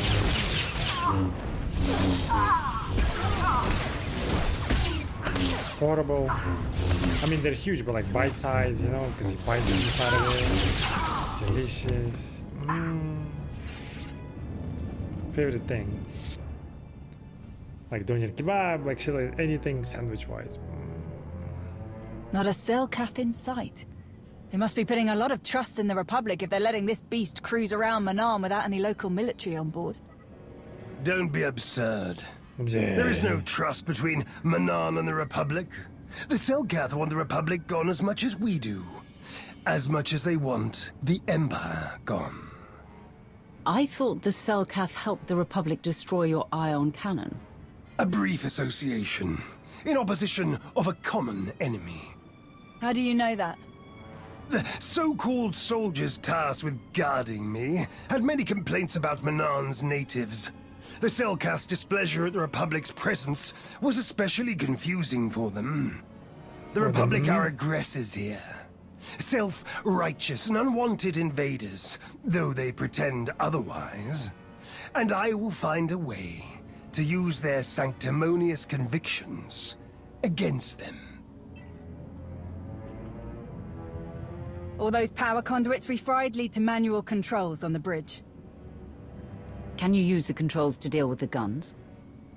Does a hut have a tail? Then we have our target. No. Let's go. Is that a tail or just a very tiny ass? It kind of just like ends in the tail. But it's not a tail, it's just an ass. I don't know.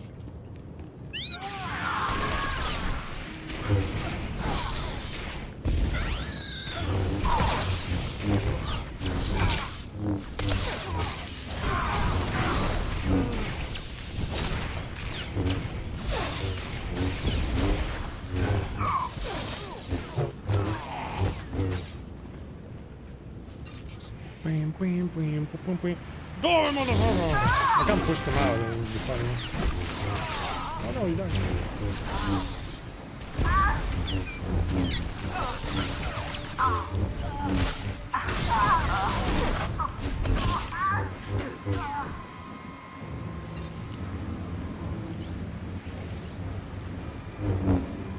See, what the fuck? How do you see me? Oh, is he? That doesn't. No, that can't be right.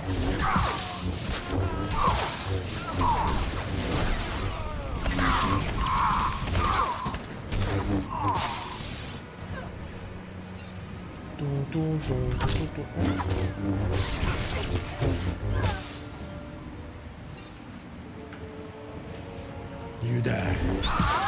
Maybe.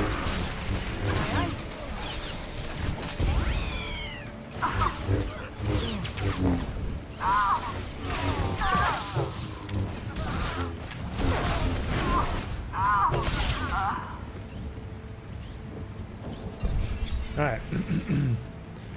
Get to the bridge. See if I can skip it again. Goodbye. Yeah. Or maybe I did too early or something. Ah. Oh, not too early, too late.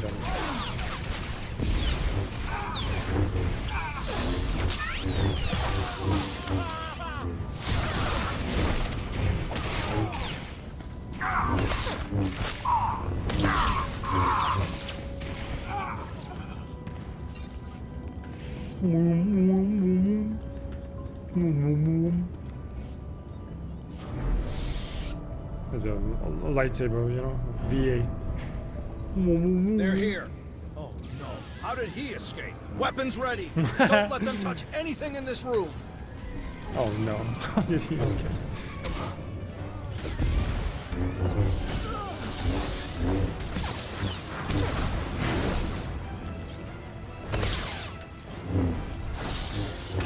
Hey, you already killed the other guy?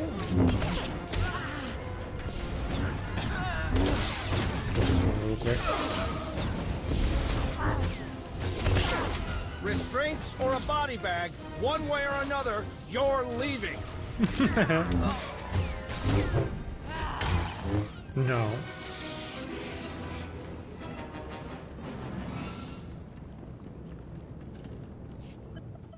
They must have Throw it known out. we'd make it up here. Our Republic friends locked this system down tighter than bantha hide. Can you get in? Oh yeah, no problem. And we destabilize enough of this thing's power conduits that I can rig the guns to explode from here. With plenty of time for us to escape, of course. Say goodbye to the Republic's shiny new toy. Stop. What's wrong? What's wrong? Why destroy these weapons when we can take them for ourselves?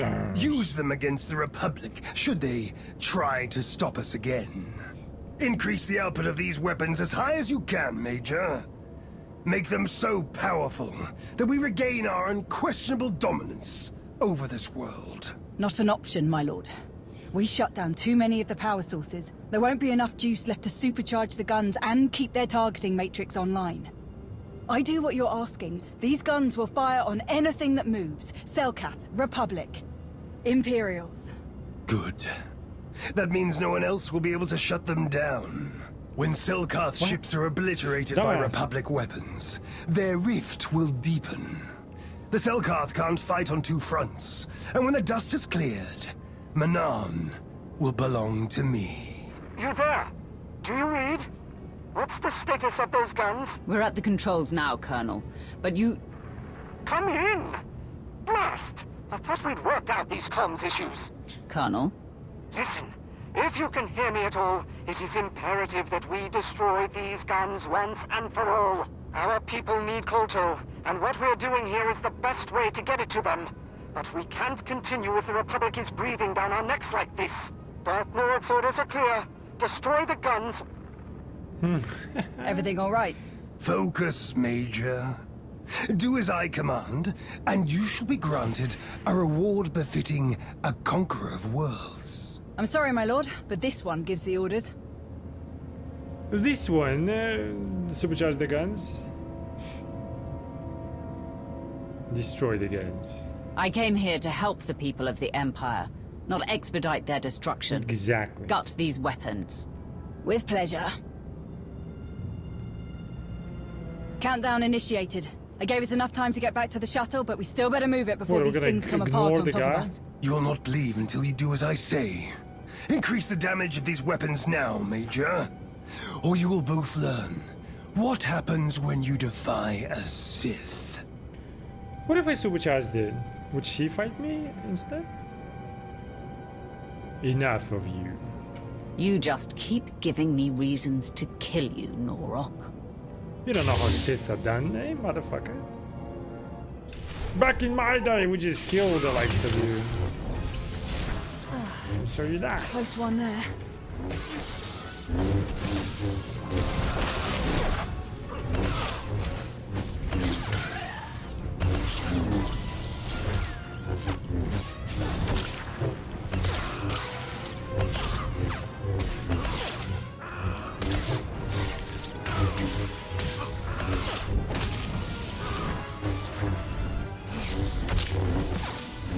You can't kill me.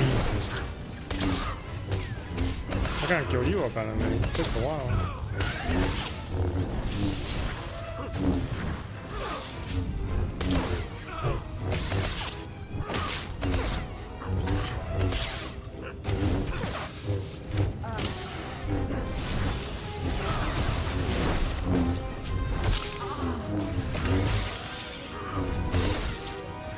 Oh shit, die already, man. I am slaughter. I am destruction. I am Sith. You're a dumbass. I will eradicate all who oppose me.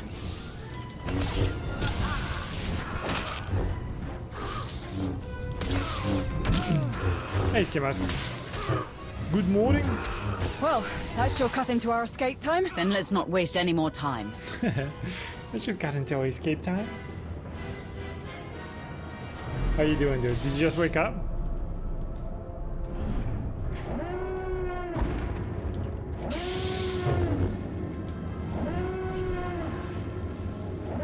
Escape, dumbasses! Well, it's your choice. I gave you the choice. You've chosen death by lightsaber.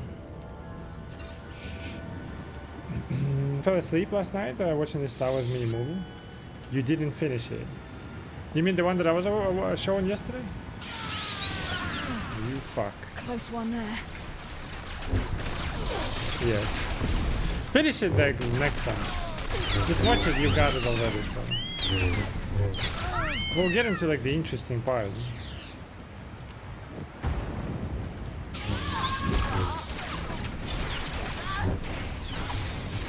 I mean, it was like a fucking 3 AM for you, right? Or whatever. Oh, I get a bonus for that. Oh shit. Destroyed public gunship plus mag droids. I left a couple of them over there. Yeah. Yeah, we'll watch it next time. I'm guarantee you, there's a lot of fun there. Finish the whole thing. It was actually getting to the fun part. So I kind of know where you fell asleep to the fun.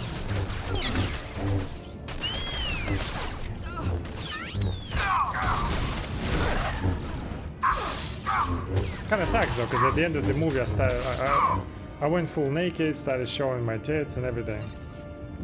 Well.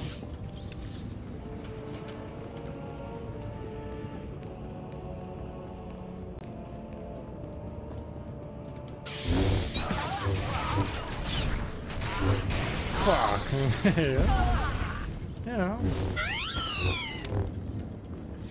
I'm not about FOMO, but yeah. I'm lucky tired, I'm too old to stay up that late. Yeah, I mean, I get it. I'd rather get like a better sleep than fucking watch some movie, you know what I mean?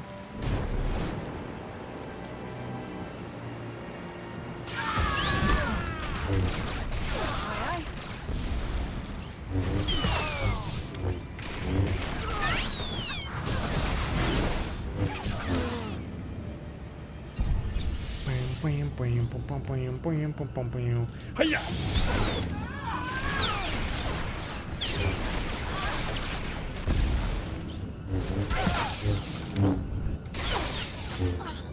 But it was worth it. It will like yeah. If you the further you go, the closer it gets to the SWTOR to some extent. And it talked about the Jedi. Remember the shot that I saved? He's like, "Are you with the Exar Kun or the black-eyed fucking Sith?" And that was the ones like mentioned in that story. So I said you already before. So like just finish it, watch it. You will like it even more. You know.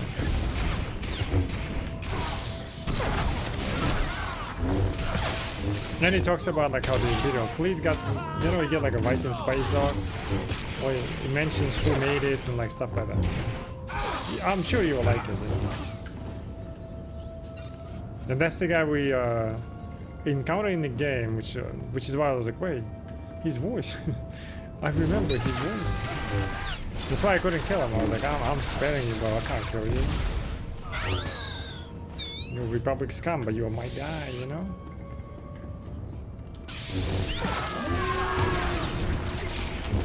Trying to finish our work, yeah, exactly. The exactly appropriate space to do that, you know.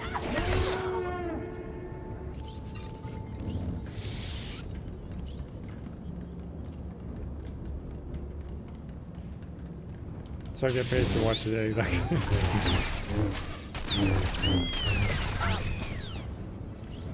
Get your boss interested as well, you know? Then you will get like a forever subscription to the game, you know? From the boss.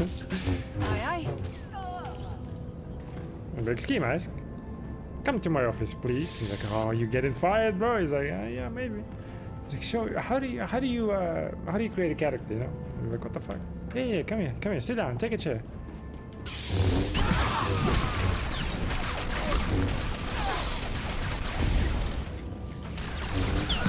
Like, how about work, sir? Don't call me sir, call me Sith, you know? Like, okay.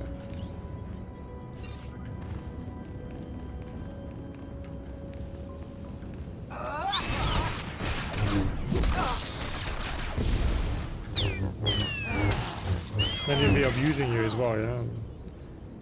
I bet your character doesn't have those cannons.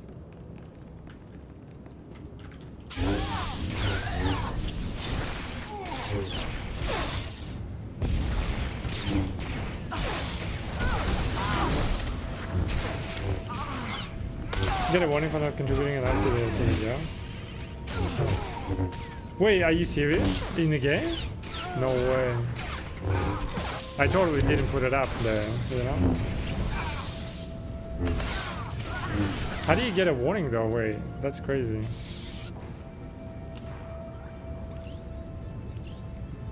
Well, I guess I am contributing, but like, you know, I don't know. I swear to God, I didn't do anything. Like, I didn't put it up there.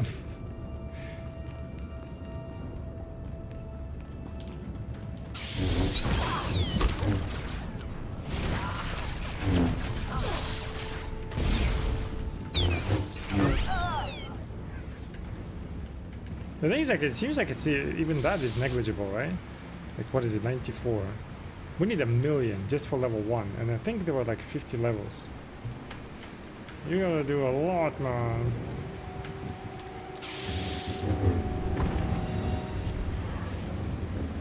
Get your boss to join the guild as well.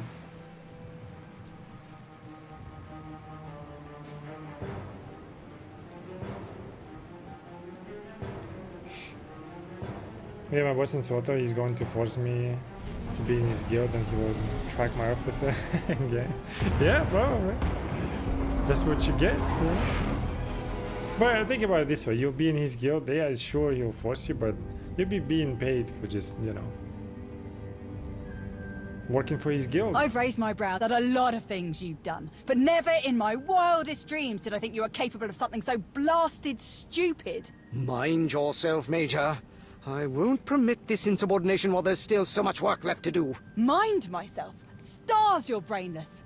We found Darth Norok, Colonel, and he wasn't too happy to hear about what you've been up to. You had the brass to speak for a Sith with ties to the Dark Council without his permission, but that wasn't reckless enough for you. Not telling anyone I that really Norok like her was character, missing. man. Forging his orders. And the best part's gotta be how you dragged us into your stupidity. I know Norok was a pain, sir, and I know he was keeping you from supporting the Empire the way you thought was right. I might have understood if you had just told me about all of this from the start, but you lied to me, and that I don't understand. She's pretty cool, man. Hey, Fortby, what's up? How are you feeling, dude? The owners are young, but they're not really into games, if anything. FIFA? FIFA? You have to play with them and like lose to them, otherwise, you know, like if you beat them, all of a sudden, like, oh, we are looking for, you know, maybe shortening our staff and shit.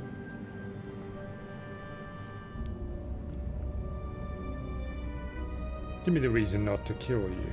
Terrible things happen to those who try to deceive me. You're lucky I don't kill you where you stand. Are you sure that impersonating a Sith is such a terrible thing? Because right now, you sound just like Norok. Or maybe there is a reason Where is for it. Darth Norok? He attacked us when we destroyed the Republic's guns. We had to kill him. Then how can you blame me for what I've done? You saw for yourself what Norok does to anyone who opposes his greed, and you stuck by what you thought was right. Just as I did. Other than making a complete fool of yourself, what exactly did you do? Whatever mess you found Norok in was the result of his own arrogance. When I lost contact with him, I simply took advantage of his absence. My entire career, I've done nothing but prove my admiration for the Sith. I served without question, believed they had a right to rule the Empire. Until I had a chance to lead this operation, Don't walk up I to me. cherished the idea that I was helping soldiers live to see another day. Norok, however, kept saying I needed to think bigger. He wanted all of Manan under his rule, but we didn't have the resources to sustain a prolonged occupation of the entire What is planet. this? Charlie Chaplin's It would dictator have achieved speech? nothing. Nothing more than a boost to Norok's ego. I refused to sacrifice faithful citizens of the Empire for something so irresponsible. And I do not regret that decision. Or the decision to use Norok's name, if it means not one life will be wasted on a Sith's ambition. I see you finally solved your communications problem, Colonel. Now that the lines are open again, I need an update on your progress. Strictly going by who I see in the room, I'm assuming everything is going well. Oh, we'll go light sign. Dude, he gave like a full Charlie Chaplin dictator fucking speech. It reminds me, actually, I had this, can I find it, I wonder?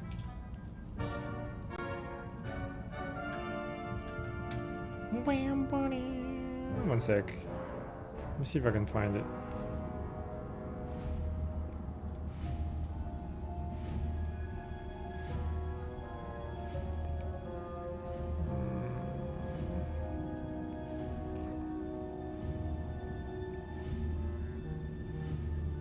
Is there a way to like search?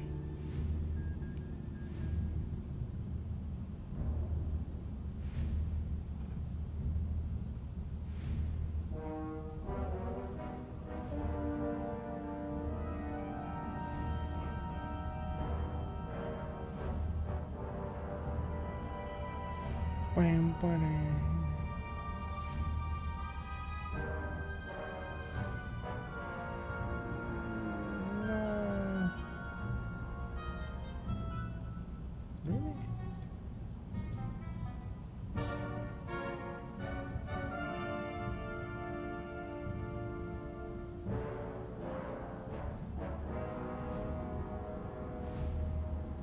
Hold on, I just want to find it if I can. What the hell is the Funky the poop sniffer? What the hell? That's a clip?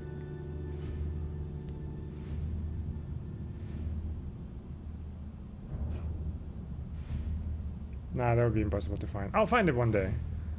Do you remember the clip, Danny? There was yeah, I don't know. Huh, indeed. Is there a way to like just kind of search it? We are not men. It's not gonna show up, is it? The Charlie Chaplin speech and the Mass Effect. Do you remember that? I don't remember who made it. I think I did it though. Search by title. Oh, there you go. Mass Effect.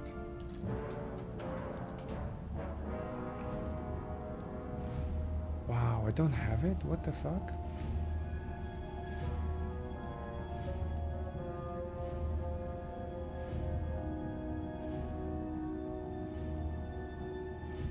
Oh yeah, I found it. I think. Was it this one? Probably will DMCA me, but whatever.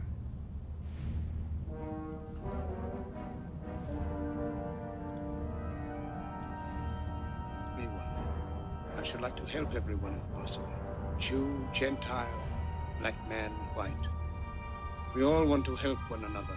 Human beings are like that. We want to live by each other's happiness, not by each other's misery. That's perfect. We don't want to hate and despise anyone. Now overlaid the fucking Charlie Chaplin speech. Remember from the movie? Like I actually haven't seen that movie, but like the Charlie Chaplin speech in the movie Dictator or whatever they said. I should like to help everyone if possible. Jew, Gentile, black man, white. We all want to help one another. Human beings are like that. We want to live by each other's happiness, not by each other's misery.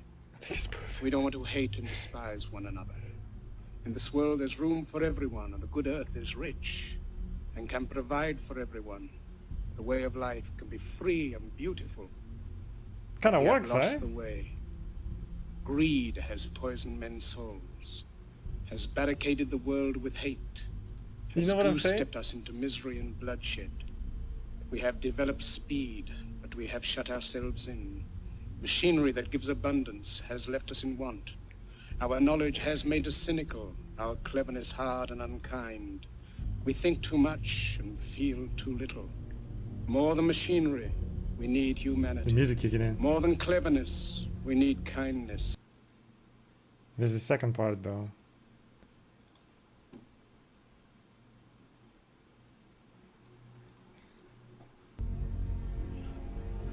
Music kicking in. That was dumb? What? No. Soldiers, don't give yourselves to brutes. Men who despise you, No, I think it's better. enslave you, who regiment your lives, tell you what to do, what to think, and what to feel, who drill you, diet you, treat you like cattle, use you as cannon fodder. It works. Don't give yourselves to these unnatural men. Clip it. Machine men with machine minds and machine hearts.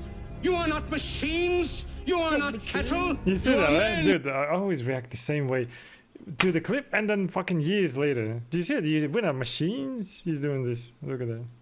Men, Clip it. machine men with machine minds and machine hearts. You are not machines. You are not cattle. You are men. You have the love of humanity in your hearts. You don't hate. Only the unloved hate. The unloved and the unnatural. Soldiers, don't fight for slavery. Fight for liberty.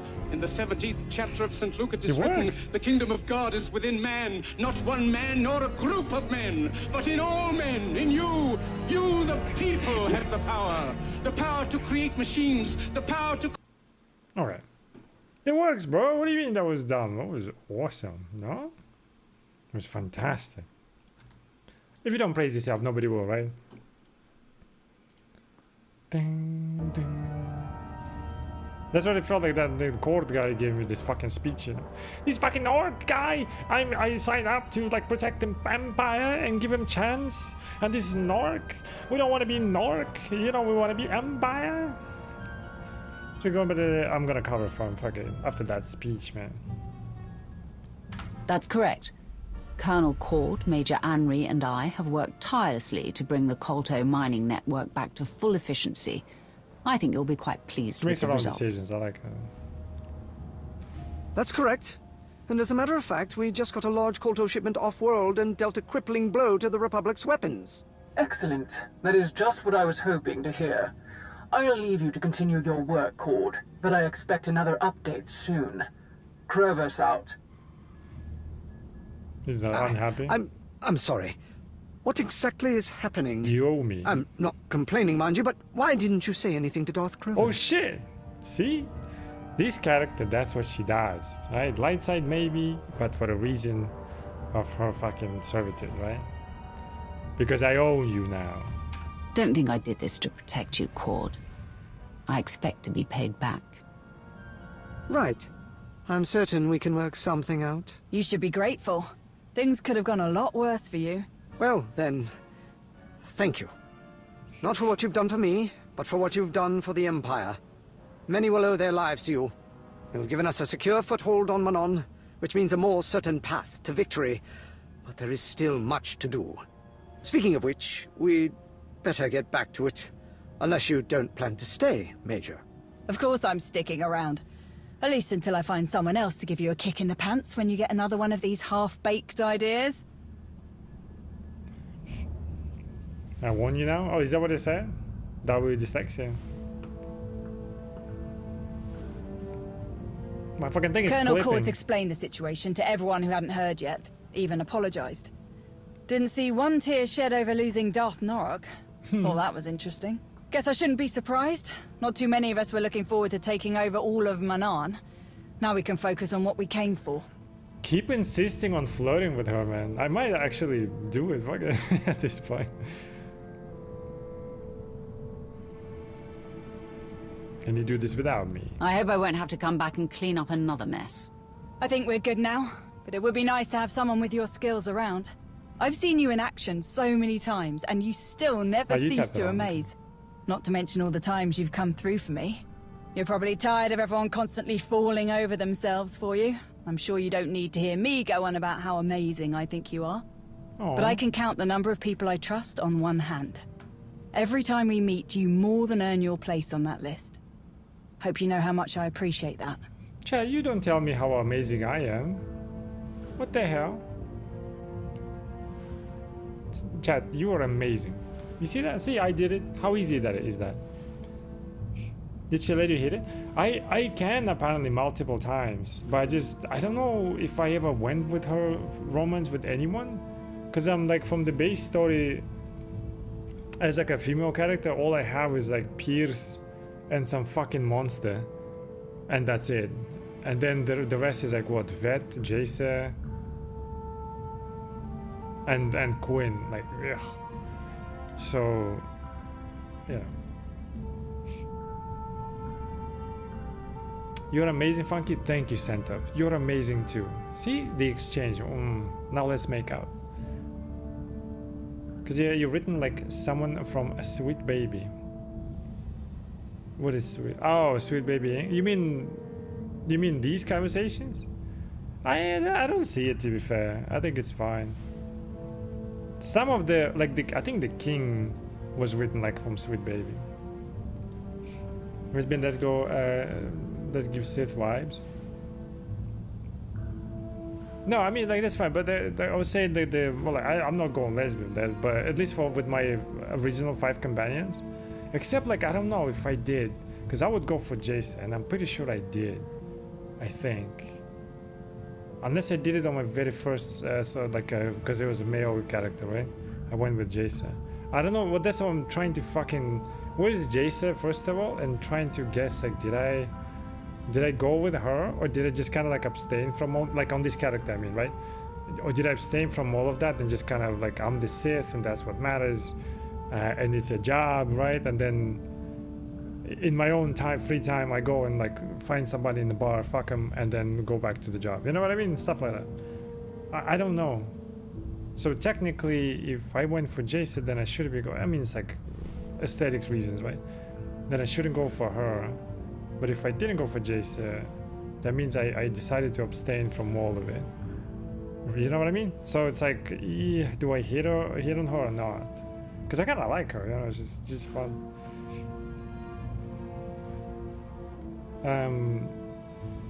It's like it's unnecessary. It's just literally flavor, right, for the most part. But I just like trying to stay true to the character that I've created, if that makes sense, like the background and all that stuff. You can go for all of them. Yeah, you can go for all of them. I don't think it really matters. Wait, does it actually matter? Anyway, JC is from the Alliance Alerts, which you haven't done. Oh, that's why I don't see her. I gotta do that. I did only one. I got the shot, and that's it.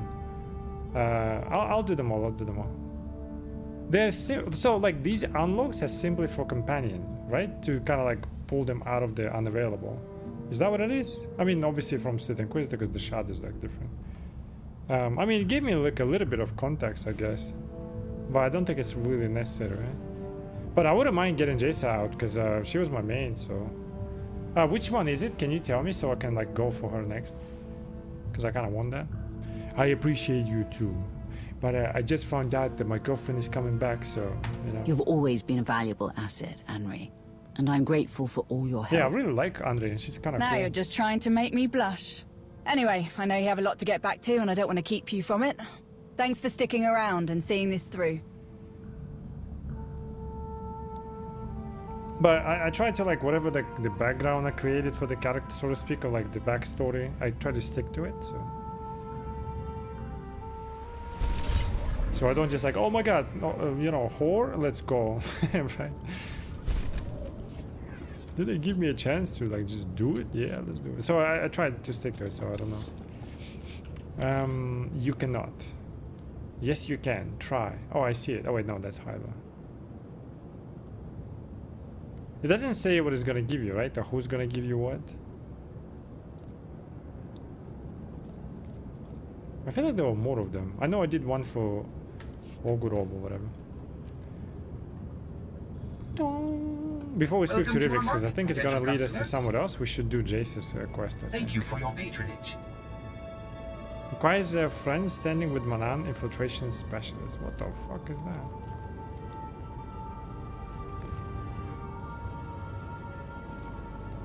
Why is it not stacking? Oh, I see.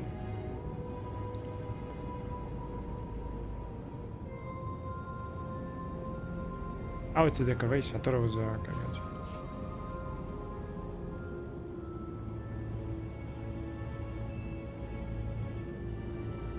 Okay.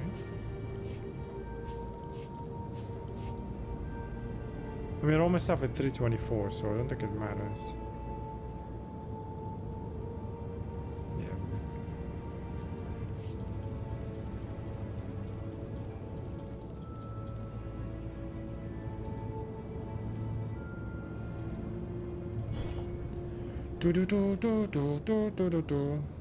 Are you sleeping with anyone you see, Skimask, on your bounty hunter? We hope our inventory will meet your needs. Thank you for your patronage. Alright, which one is Jason?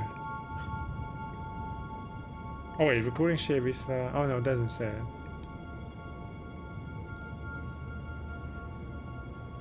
Shouldn't be feel the wrath.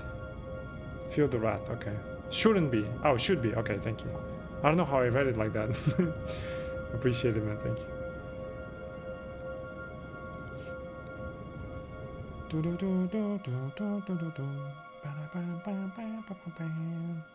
Finally, my JC is coming back. With comprehension, like a sweet baby boy. What's up with you and the sweet baby? Suck my sweet baby. Okay, that was... What I was going with that is not a good idea. I was sweet baby penis.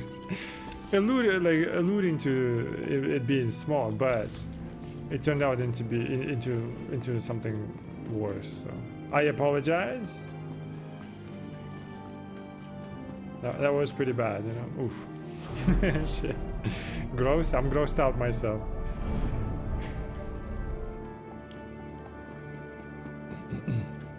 What is... Thanks, I don't get it.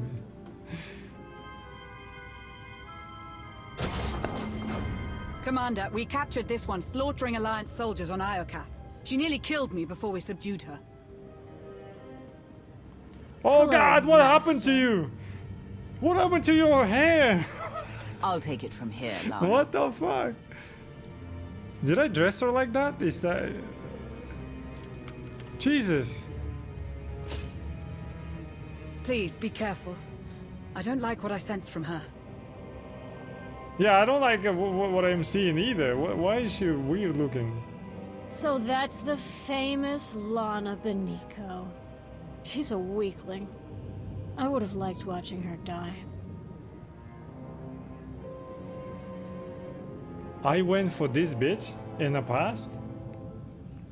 She pulled I'm evil now. Yeah, same as Theron, right? Theron would approve.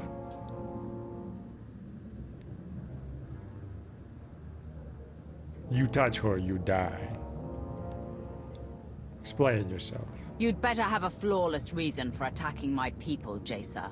As if I need to justify myself to you after what you've done. What have I done?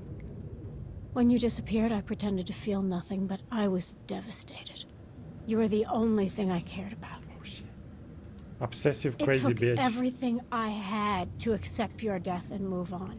Horrible voice acting. And then 6 years later, I turn on the HoloNet and see you. Alive. Seated on a throne of power. And now you crave that power for yourself. You still don't understand. You abandoned me! You let me believe you were dead so you could build an empire without me. I would have followed you to the ends of the galaxy. Guess that didn't mean much to you. I just wanted to hurt you like you hurt me, so go ahead and punish me, Master. I went for her in the past. I mean, she was way more interesting before, right? I don't think she's bored. It's just the fucking hood is terrible. I can kill her.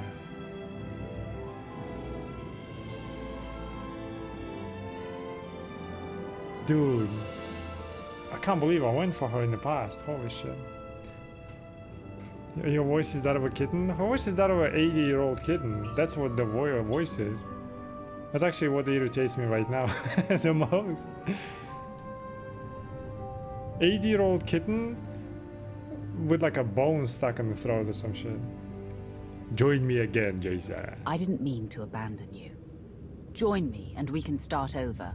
I won't fall for your lies.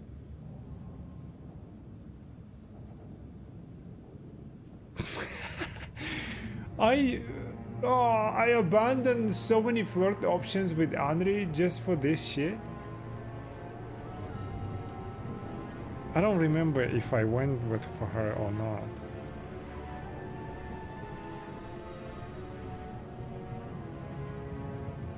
Flirt? Oh my god. I care deeply for you, Jacer. Use your powers and see for yourself. Fine. I sense... Look at my nipples. I sense longing. And... admiration. And... You love me? Penis. Oh. After all this time? Always have been. That was quick turn. I know, right?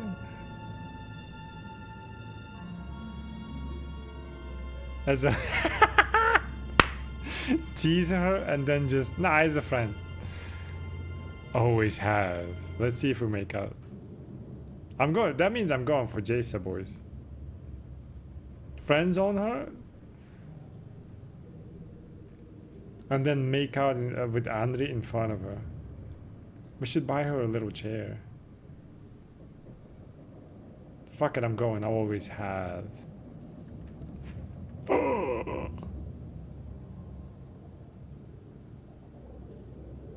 Wait, how do I know which romances and all that stuff? How do I know? Is there a way to see my romance?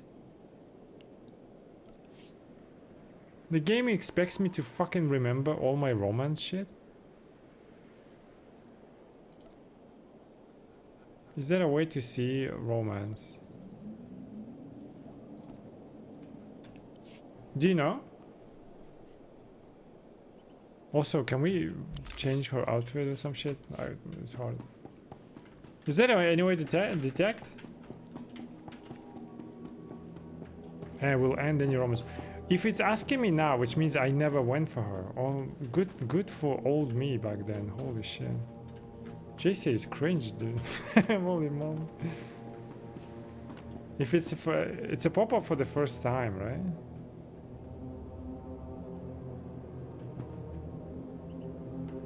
I think we just gotta be friends. I don't know. If I'm creating like a male Sith warrior at some point one day, because I kind of want to, maybe I'll go for Jason.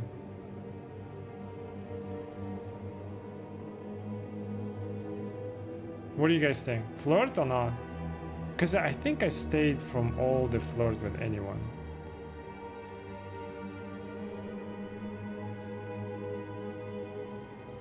It's been a while, so I wouldn't mind some Sith sandwich, you know, but... How do I know? SWTOR. How to know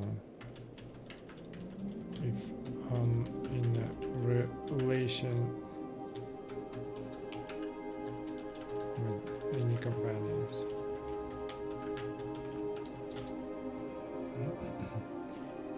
Checking romance status depends on where the relationship started. For expansion companions, check the companions in context menu. For original class companions, there's no direct UI indicator. You must rely on dialogue, context, or the legacy system.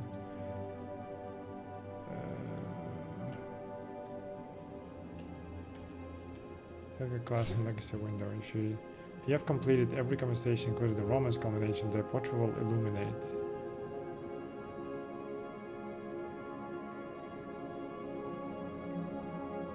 Select your class.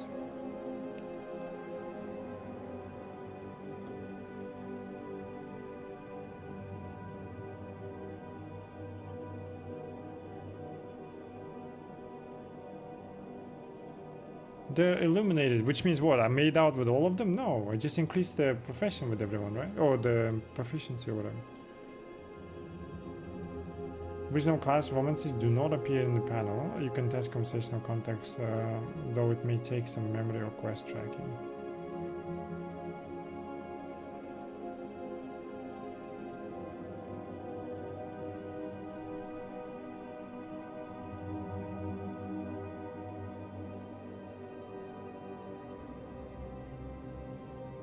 I gotta check all the mailboxes to see if they're like, oh, I love you, where did you go? Ah, fuck it, whatever. I think I'm good. Just wanted to see if I can. I never romanced any of these, I don't think, especially this motherfucker. Especially this. I think it's just a conversation like through gifts and stuff, right?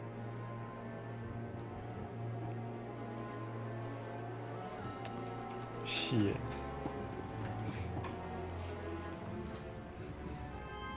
Fuck it, we're romancing her. Whatever. Come on. Whatever. Oh,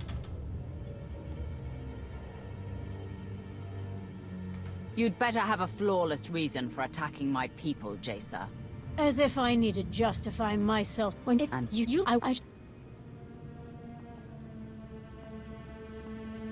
I didn't mean to abandon you. Join me and we can start over. I won't fall for your lies. What are you? 16 or some shit? Hi, do we flirt with her or not? I kinda starting to like Andre, you know? I like how he didn't do any companion stories except for Warrior. Yes. Here's the thing though. I've done fucking Bounty Hunter fully. But maybe I didn't have a... Oh, unless it's a different server. Because it kept like bugging me.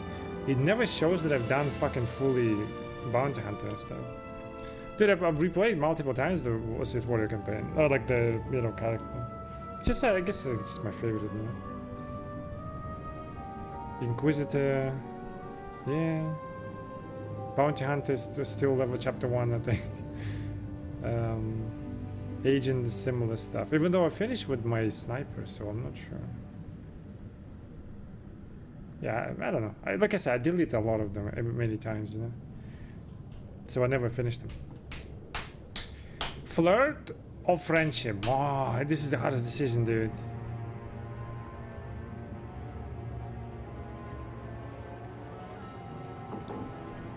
We'll remove the helmet so she'll look fine. You know, the fucking hood. It's just the one hood. She's kind of weird. Andre is at least fun, you know. We're gonna be like this like weird lesbian couple. Fuck it, right? Very moody one. And I'm the moody Sith, I guess. I don't know. Nah, fuck it. Use your power on me. You'll see I'm sincere. Fine. I sense kinship. And pity. Like you're reaching out to me through the Force. I don't understand. How can you feel this way after what I've done to your people? We're connected, Jacer. Nothing will change that. Now come home. It seems I still have much to learn from you. I'd like to start over, if that's possible. You're not off the hook, you know. We have a lot to discuss, but perhaps the future is looking up. It's official. We are not flirting. Boom. Now, how do we remove your boldness? Wait, why you look kinda... Don't look at me like that, all creepy and shit. Do we have a bank? I'll go back.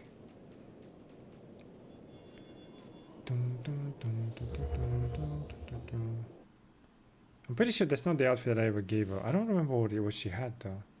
I thought she had like a typical fucking Inquisitor shit.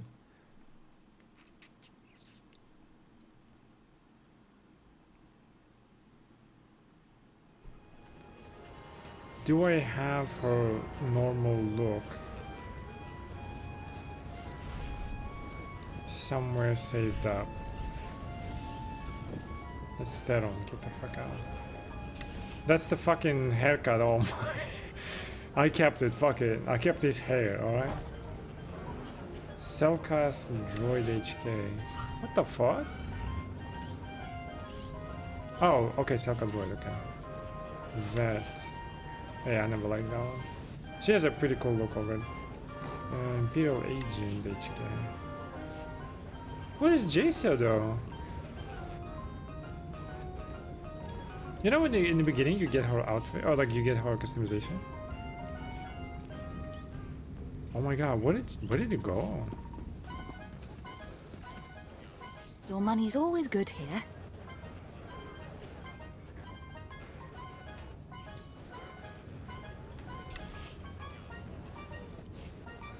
Wait, wasn't there like a Jace's dude, where did Jace's stuff go? Come again? Alright, do you want to look like that, or do we give you a better look, you know? You look bold with this shit.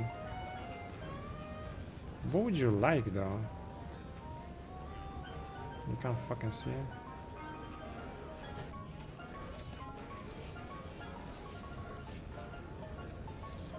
Let's say we give you just random stuff for now, like that. I just want to see if she's like bold, or what happened to her hair. Oh, cool though. We need something with no hood. Just want to see her hair. Okay, her hair is exactly how I left it. So this would be fine. Actually, this would kind of be fine too. Can we find something like that? Like the oh, I actually like it. She's got an interesting sword. Can we find like an armored piece, but like a Sith related? You know. This one is cool, but that's not what I want.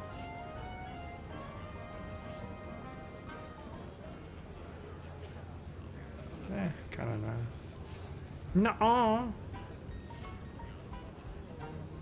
Oh my god! Oh yeah, that's the oh shit. Dude, I don't have any like cool stuff though. That kind of works, I guess. A bit too much though.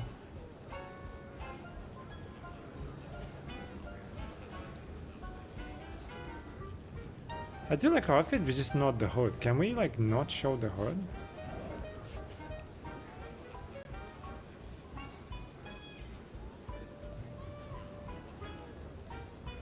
Oh, it's the fucking crown. Sith Lord, oh, get the fuck out of here. I don't have too many armors though.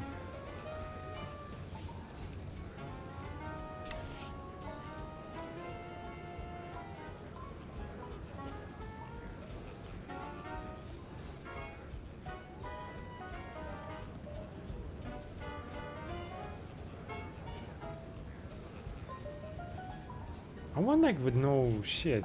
Fuck yeah.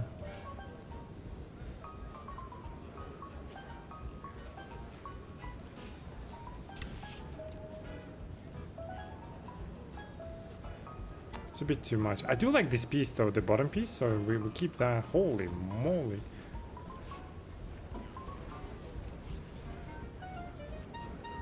I want no hood. Oh my god. Weirdly enough, I actually kind of like this one. I want something like that, you know? And then she goes... You know? That looks alright. Not exactly what I wanted to be, but... I'll find a way. For now, she's bold. Fuck it.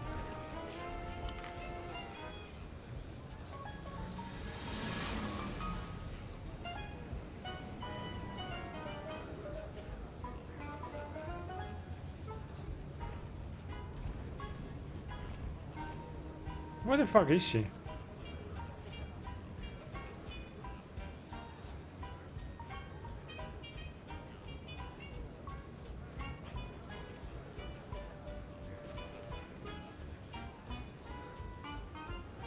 He's 29. Not bad, not bad.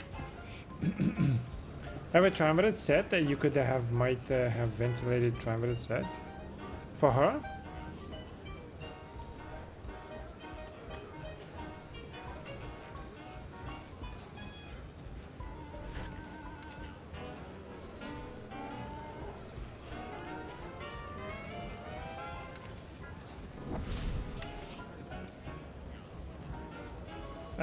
Oh, holy Sith side boob, man. No. No.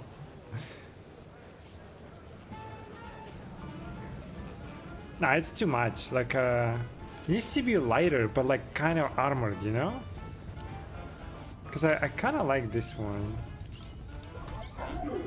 Like this stuff, but just not orange, you know? Even though it kind of fits. I cannot change the color of the orange, right? Like, let's say purple or some shit. There is a blue one, I think, right? Or red one. What if there is a red one? I don't have red one. Red Celine? How is it called?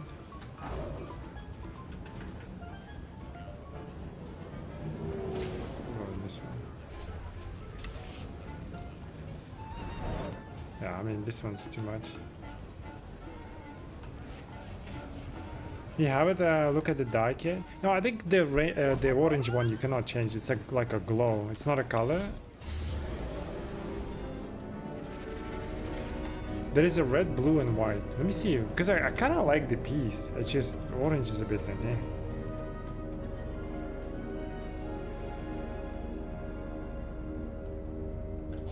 I really need to unlock this fucking Celine shit. I really like it, like overall.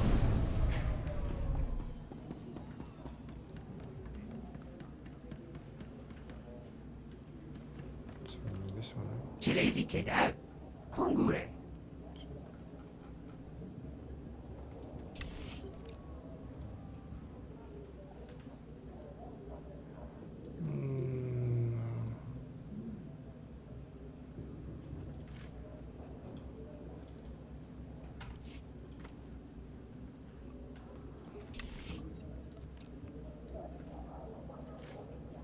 Why are you doing this?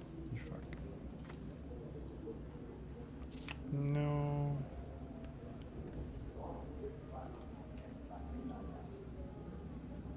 You see what I mean? Like, it kind of works, right? To some extent. Well, no white one, obviously. But she gets like a, as if like a protection and then still be floaty, you know?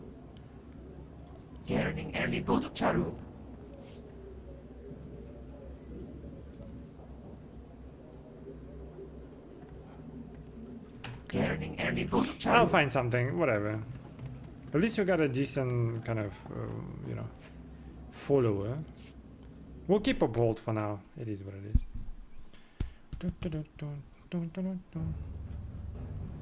What about ventilate? Oh yeah, I looked at it. But cape, I did see that, yeah. But on the black one, it doesn't look like it though. Right?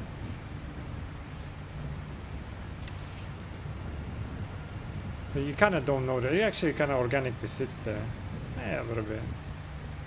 See, if for this part and this part, just the belt and then the chest, it would be kind of cool. And if you could change the glow, it would be fantastic. There's got to be like some cool piece. I don't know.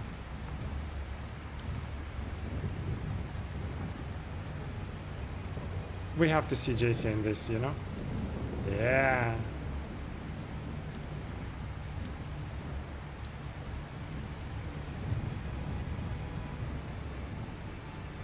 Yeah, that doesn't work.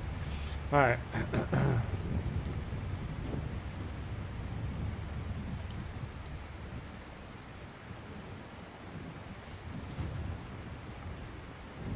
Like maybe something like that? Yeah, close. Too simple though.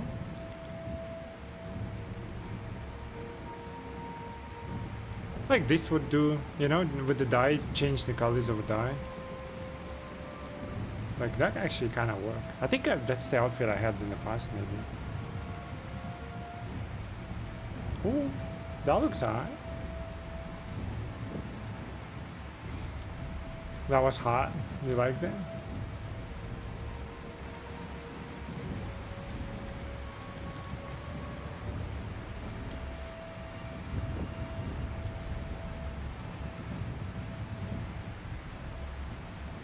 Holy personality.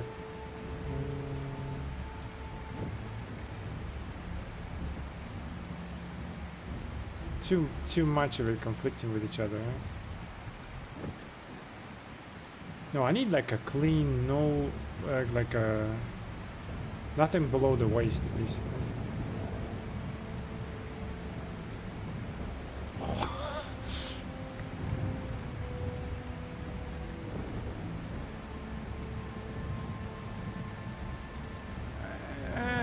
Close, I guess. Fuck me, the baldy, man.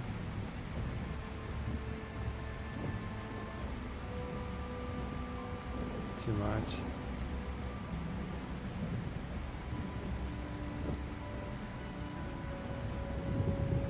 Just overall interesting armor, what the fuck?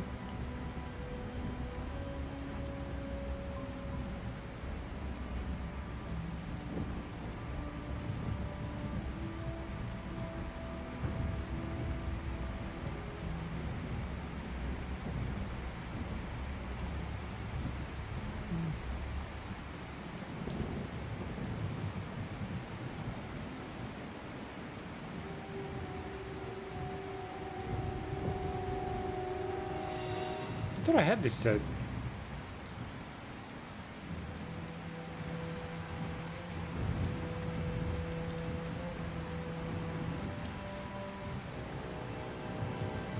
This might actually be...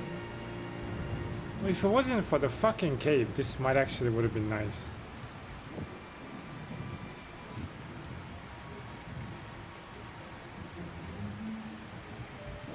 Do we have landed Benico's armor twice? What the fuck?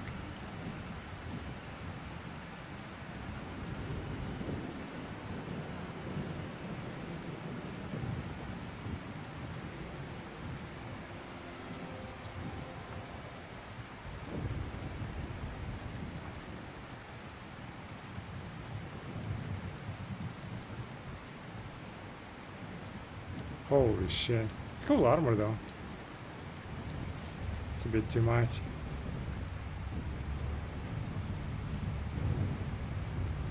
Ooh, ooh.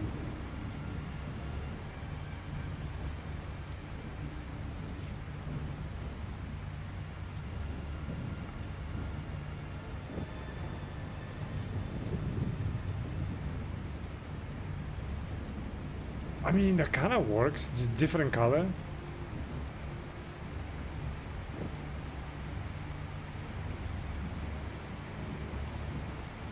Ooh.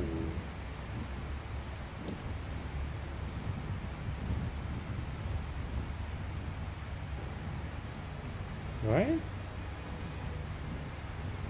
A bit too much now.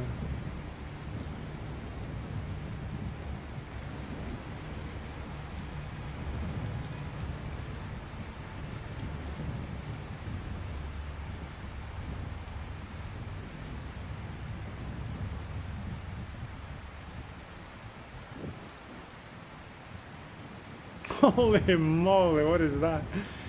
Oh shit.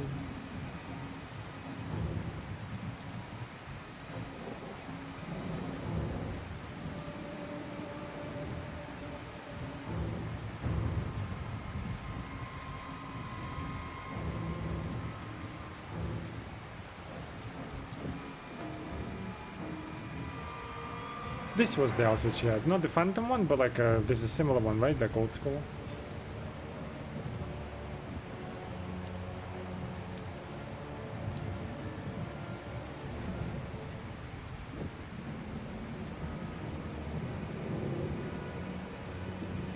A clean look, to be fair.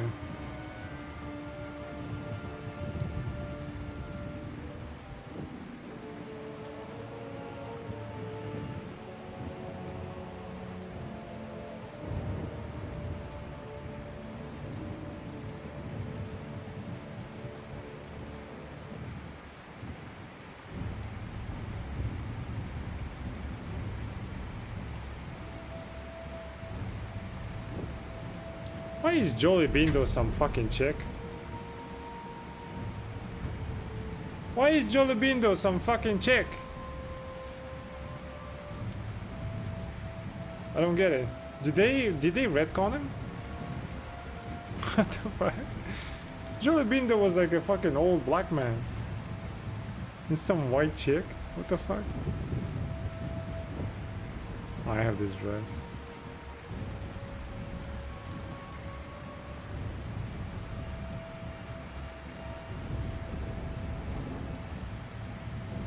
Shit like that might actually work on her, right? I mean, not the fucking boob tube. What is this shit?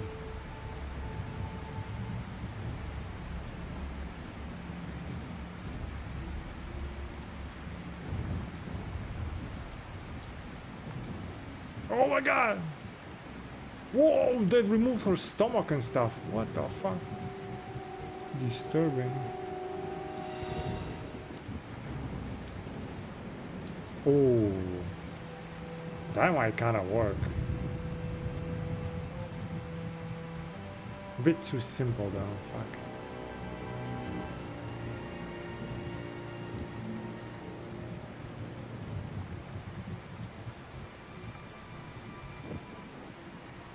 These are simple though, but they always work, you know?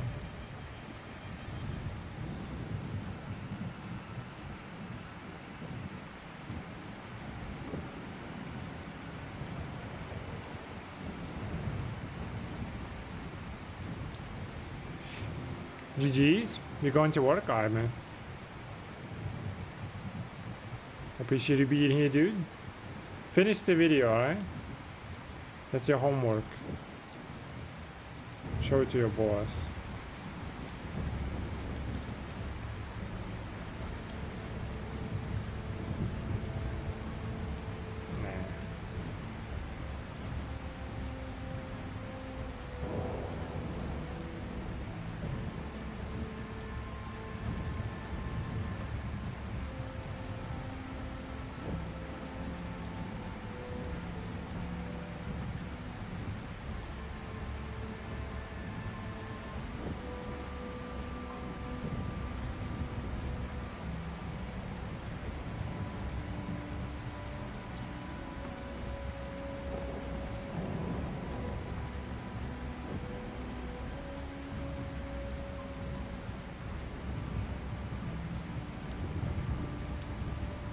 Kind of can work, right? See you later, man.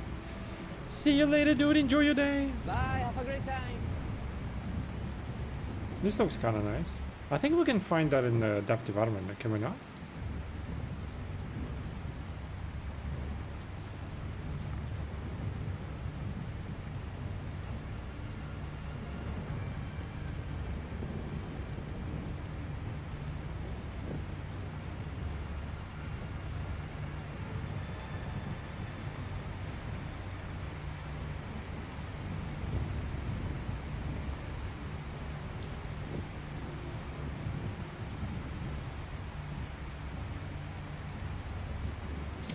Hold on, chat. I'm trying.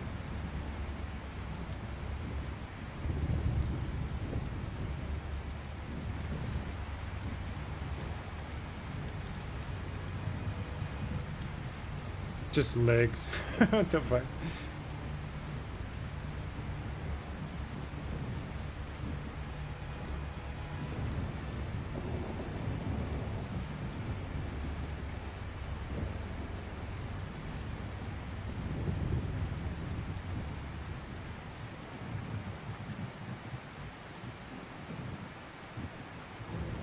Ooh, what the fuck?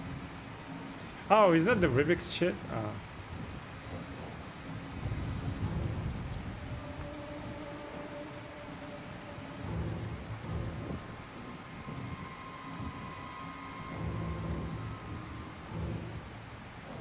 What is that? Booba pump?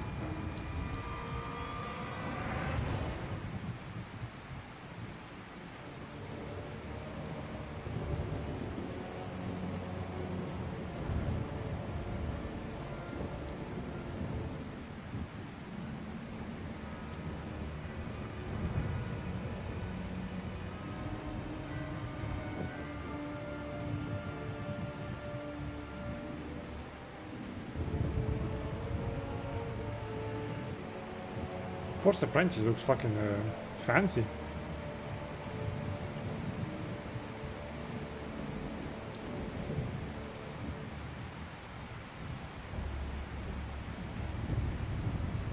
See how she looks? Like it's just not good, right? With hair it just looks better. You seem to find like a good one, you know?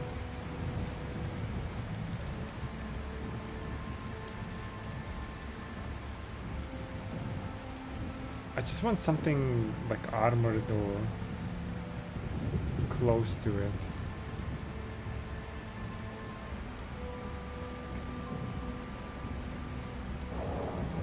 Something that kind of like like that, kind of like stands out. I don't like whatever this piece on the back. Sith cultist kind of fits for her though.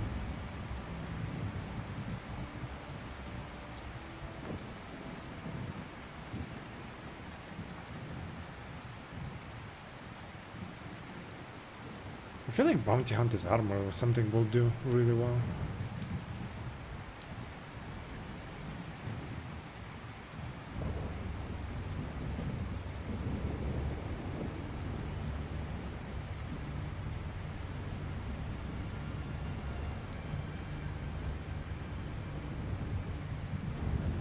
You never know.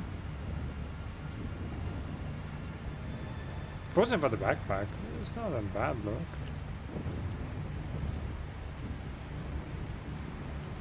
We need something that is not below. Okay, that's great.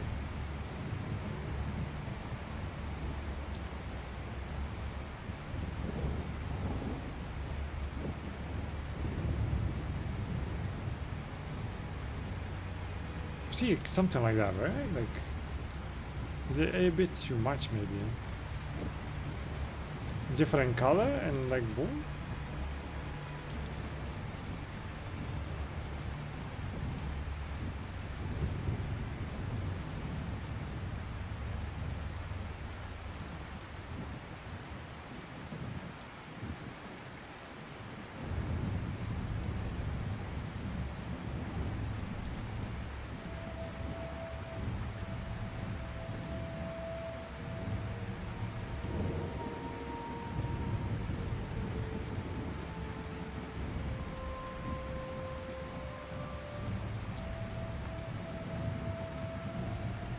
This one looks kind of cool, like just the armor overall. I don't know if it fits, but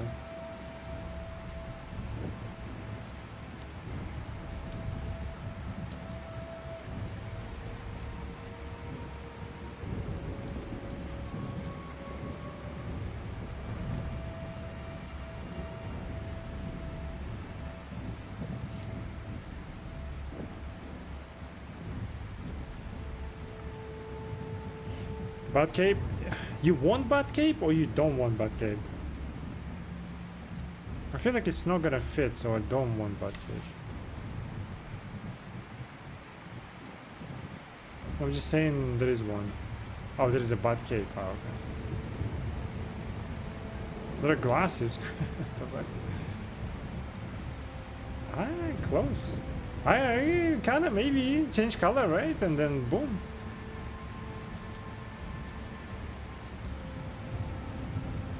A bit too bulky or kind of plasticky,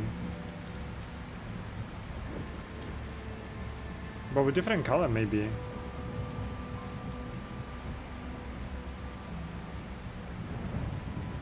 Let's do all this. Oh,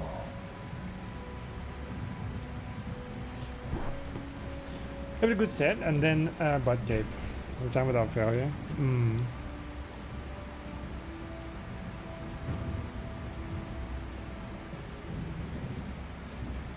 Oh shit, it's fucked up.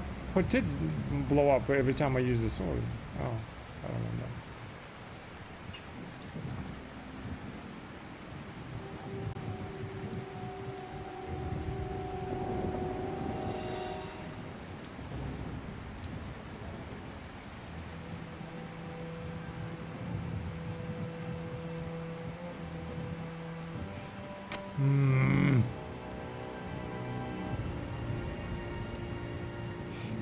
There's a problem. Every time I use my sword, my tits just blow up. I mean, you saw it. They broke, like, you know, IRL. Well, not IRL, but like in real time. What? Does Koshi had this thing? I don't remember the spine.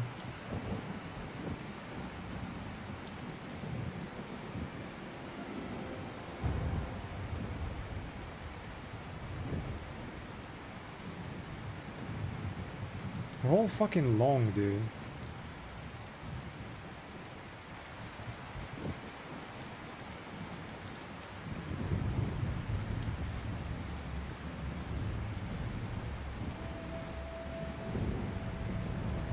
I just want like piece like that, you know? I don't know if this one fits necessarily, but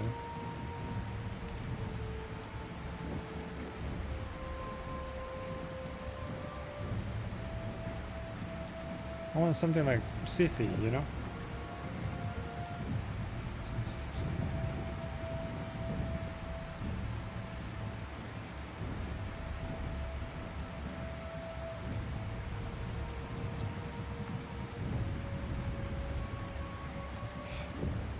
Something Sithy? Yeah, exactly. You get me.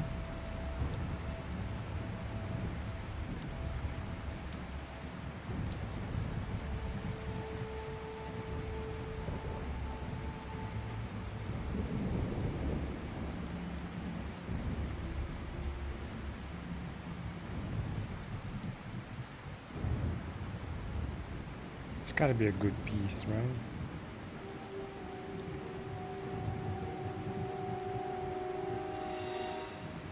Dude, I saw an armor, like really cool one. I haven't seen it here.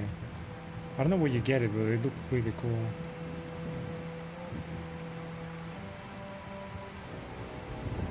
This one might be it. Pretty decent look though.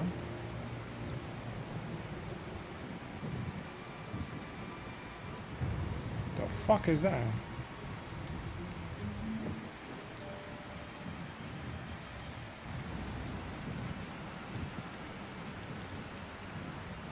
Yeah, right, she's a fucking Alliance emissary. Yeah.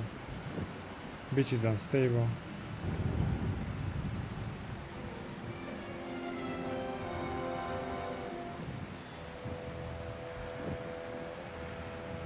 Something like that without a huge backpack on the back though.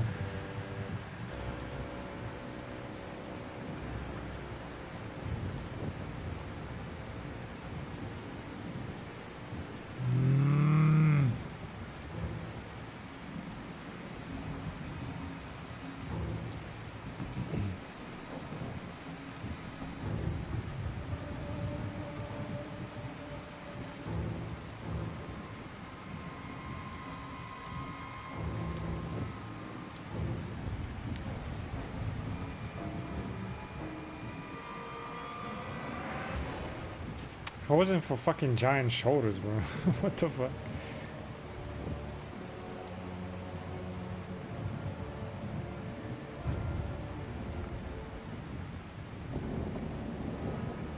Not bad.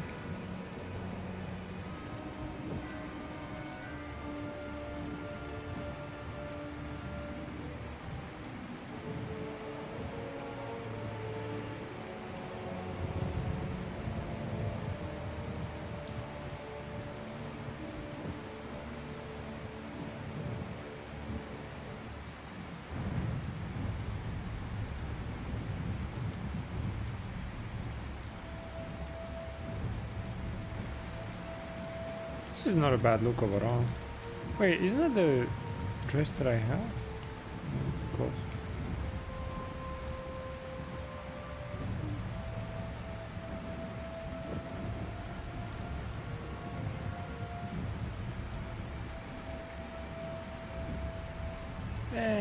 Nah. Nuh-uh.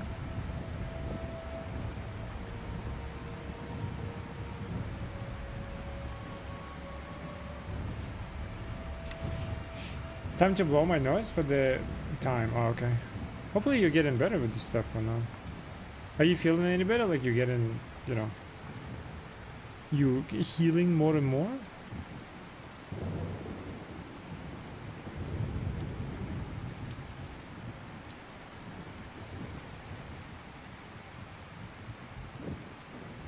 Nah.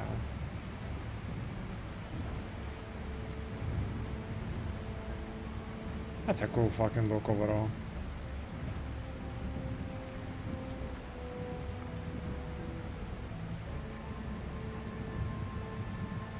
When at the end, I didn't find anything. Oh my god, what is this backpack? Fuck it. Which way to the victory celebration? Not this guy. What is this option, dude? I didn't know you were coming. I wasn't expecting to see you here. Is something wrong? As much as the sight of you improves my mood, I'm afraid I come with grim news. We've lost contact with the team we deployed to explore the ruins of Darth Nul's fortress on Elon. It could be a simple malfunction, but given the importance of their mission and the site's interest to Darth Malgus, we should investigate immediately. I'm ready to go. Anan is secure enough. Should we take your ship or mine? Ah, on that note... I'll be your chauffeur for this mission. I wasn't expecting you. I tried to persuade your... associate that you were in capable hands with me, but... But I've not had the opportunity to work with our esteemed ally.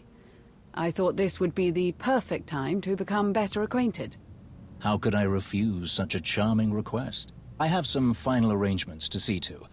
I'll meet you at the ship. He's gotta be sapped. He certainly has a way with people. We cannot trust him. Nope. I agree. I agree. He's a snake.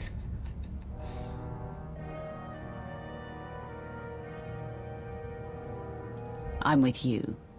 If he crosses us, we kill him. Naturally. Shall we? What if she says,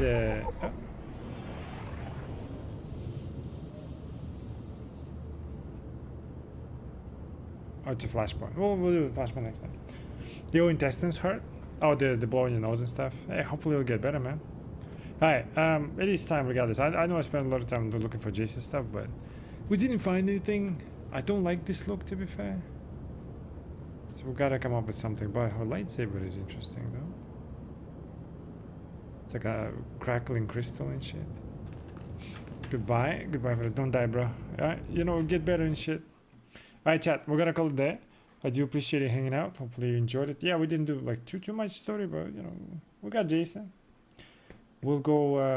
We'll send you off somewhere, you know, to some other Star Wars maybe. Let's see. And we'll continue the story obviously tomorrow. We gotta do other stuff. Who do you want? Who do you want? This one was the one, yeah. Follower only bullshit.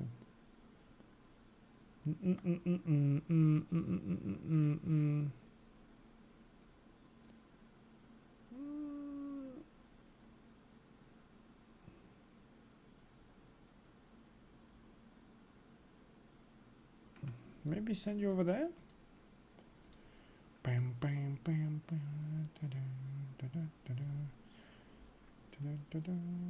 some Aussie dude who's playing SWTOR, maybe you like him, you know. Give him a try, give him a follow, take a look, maybe you like him, you know. Maybe he'll become your favorite streamer. Alright, chat, I appreciate you being here. Thank you so much. Hopefully you enjoyed it, guys. So we'll come back tomorrow, right? We'll continue the story, and I gotta do like a flashpoint or whatever. We'll figure out where we'll really extend for, and then we'll kill Malgus, yeah? Thanks for being here. Goodbye.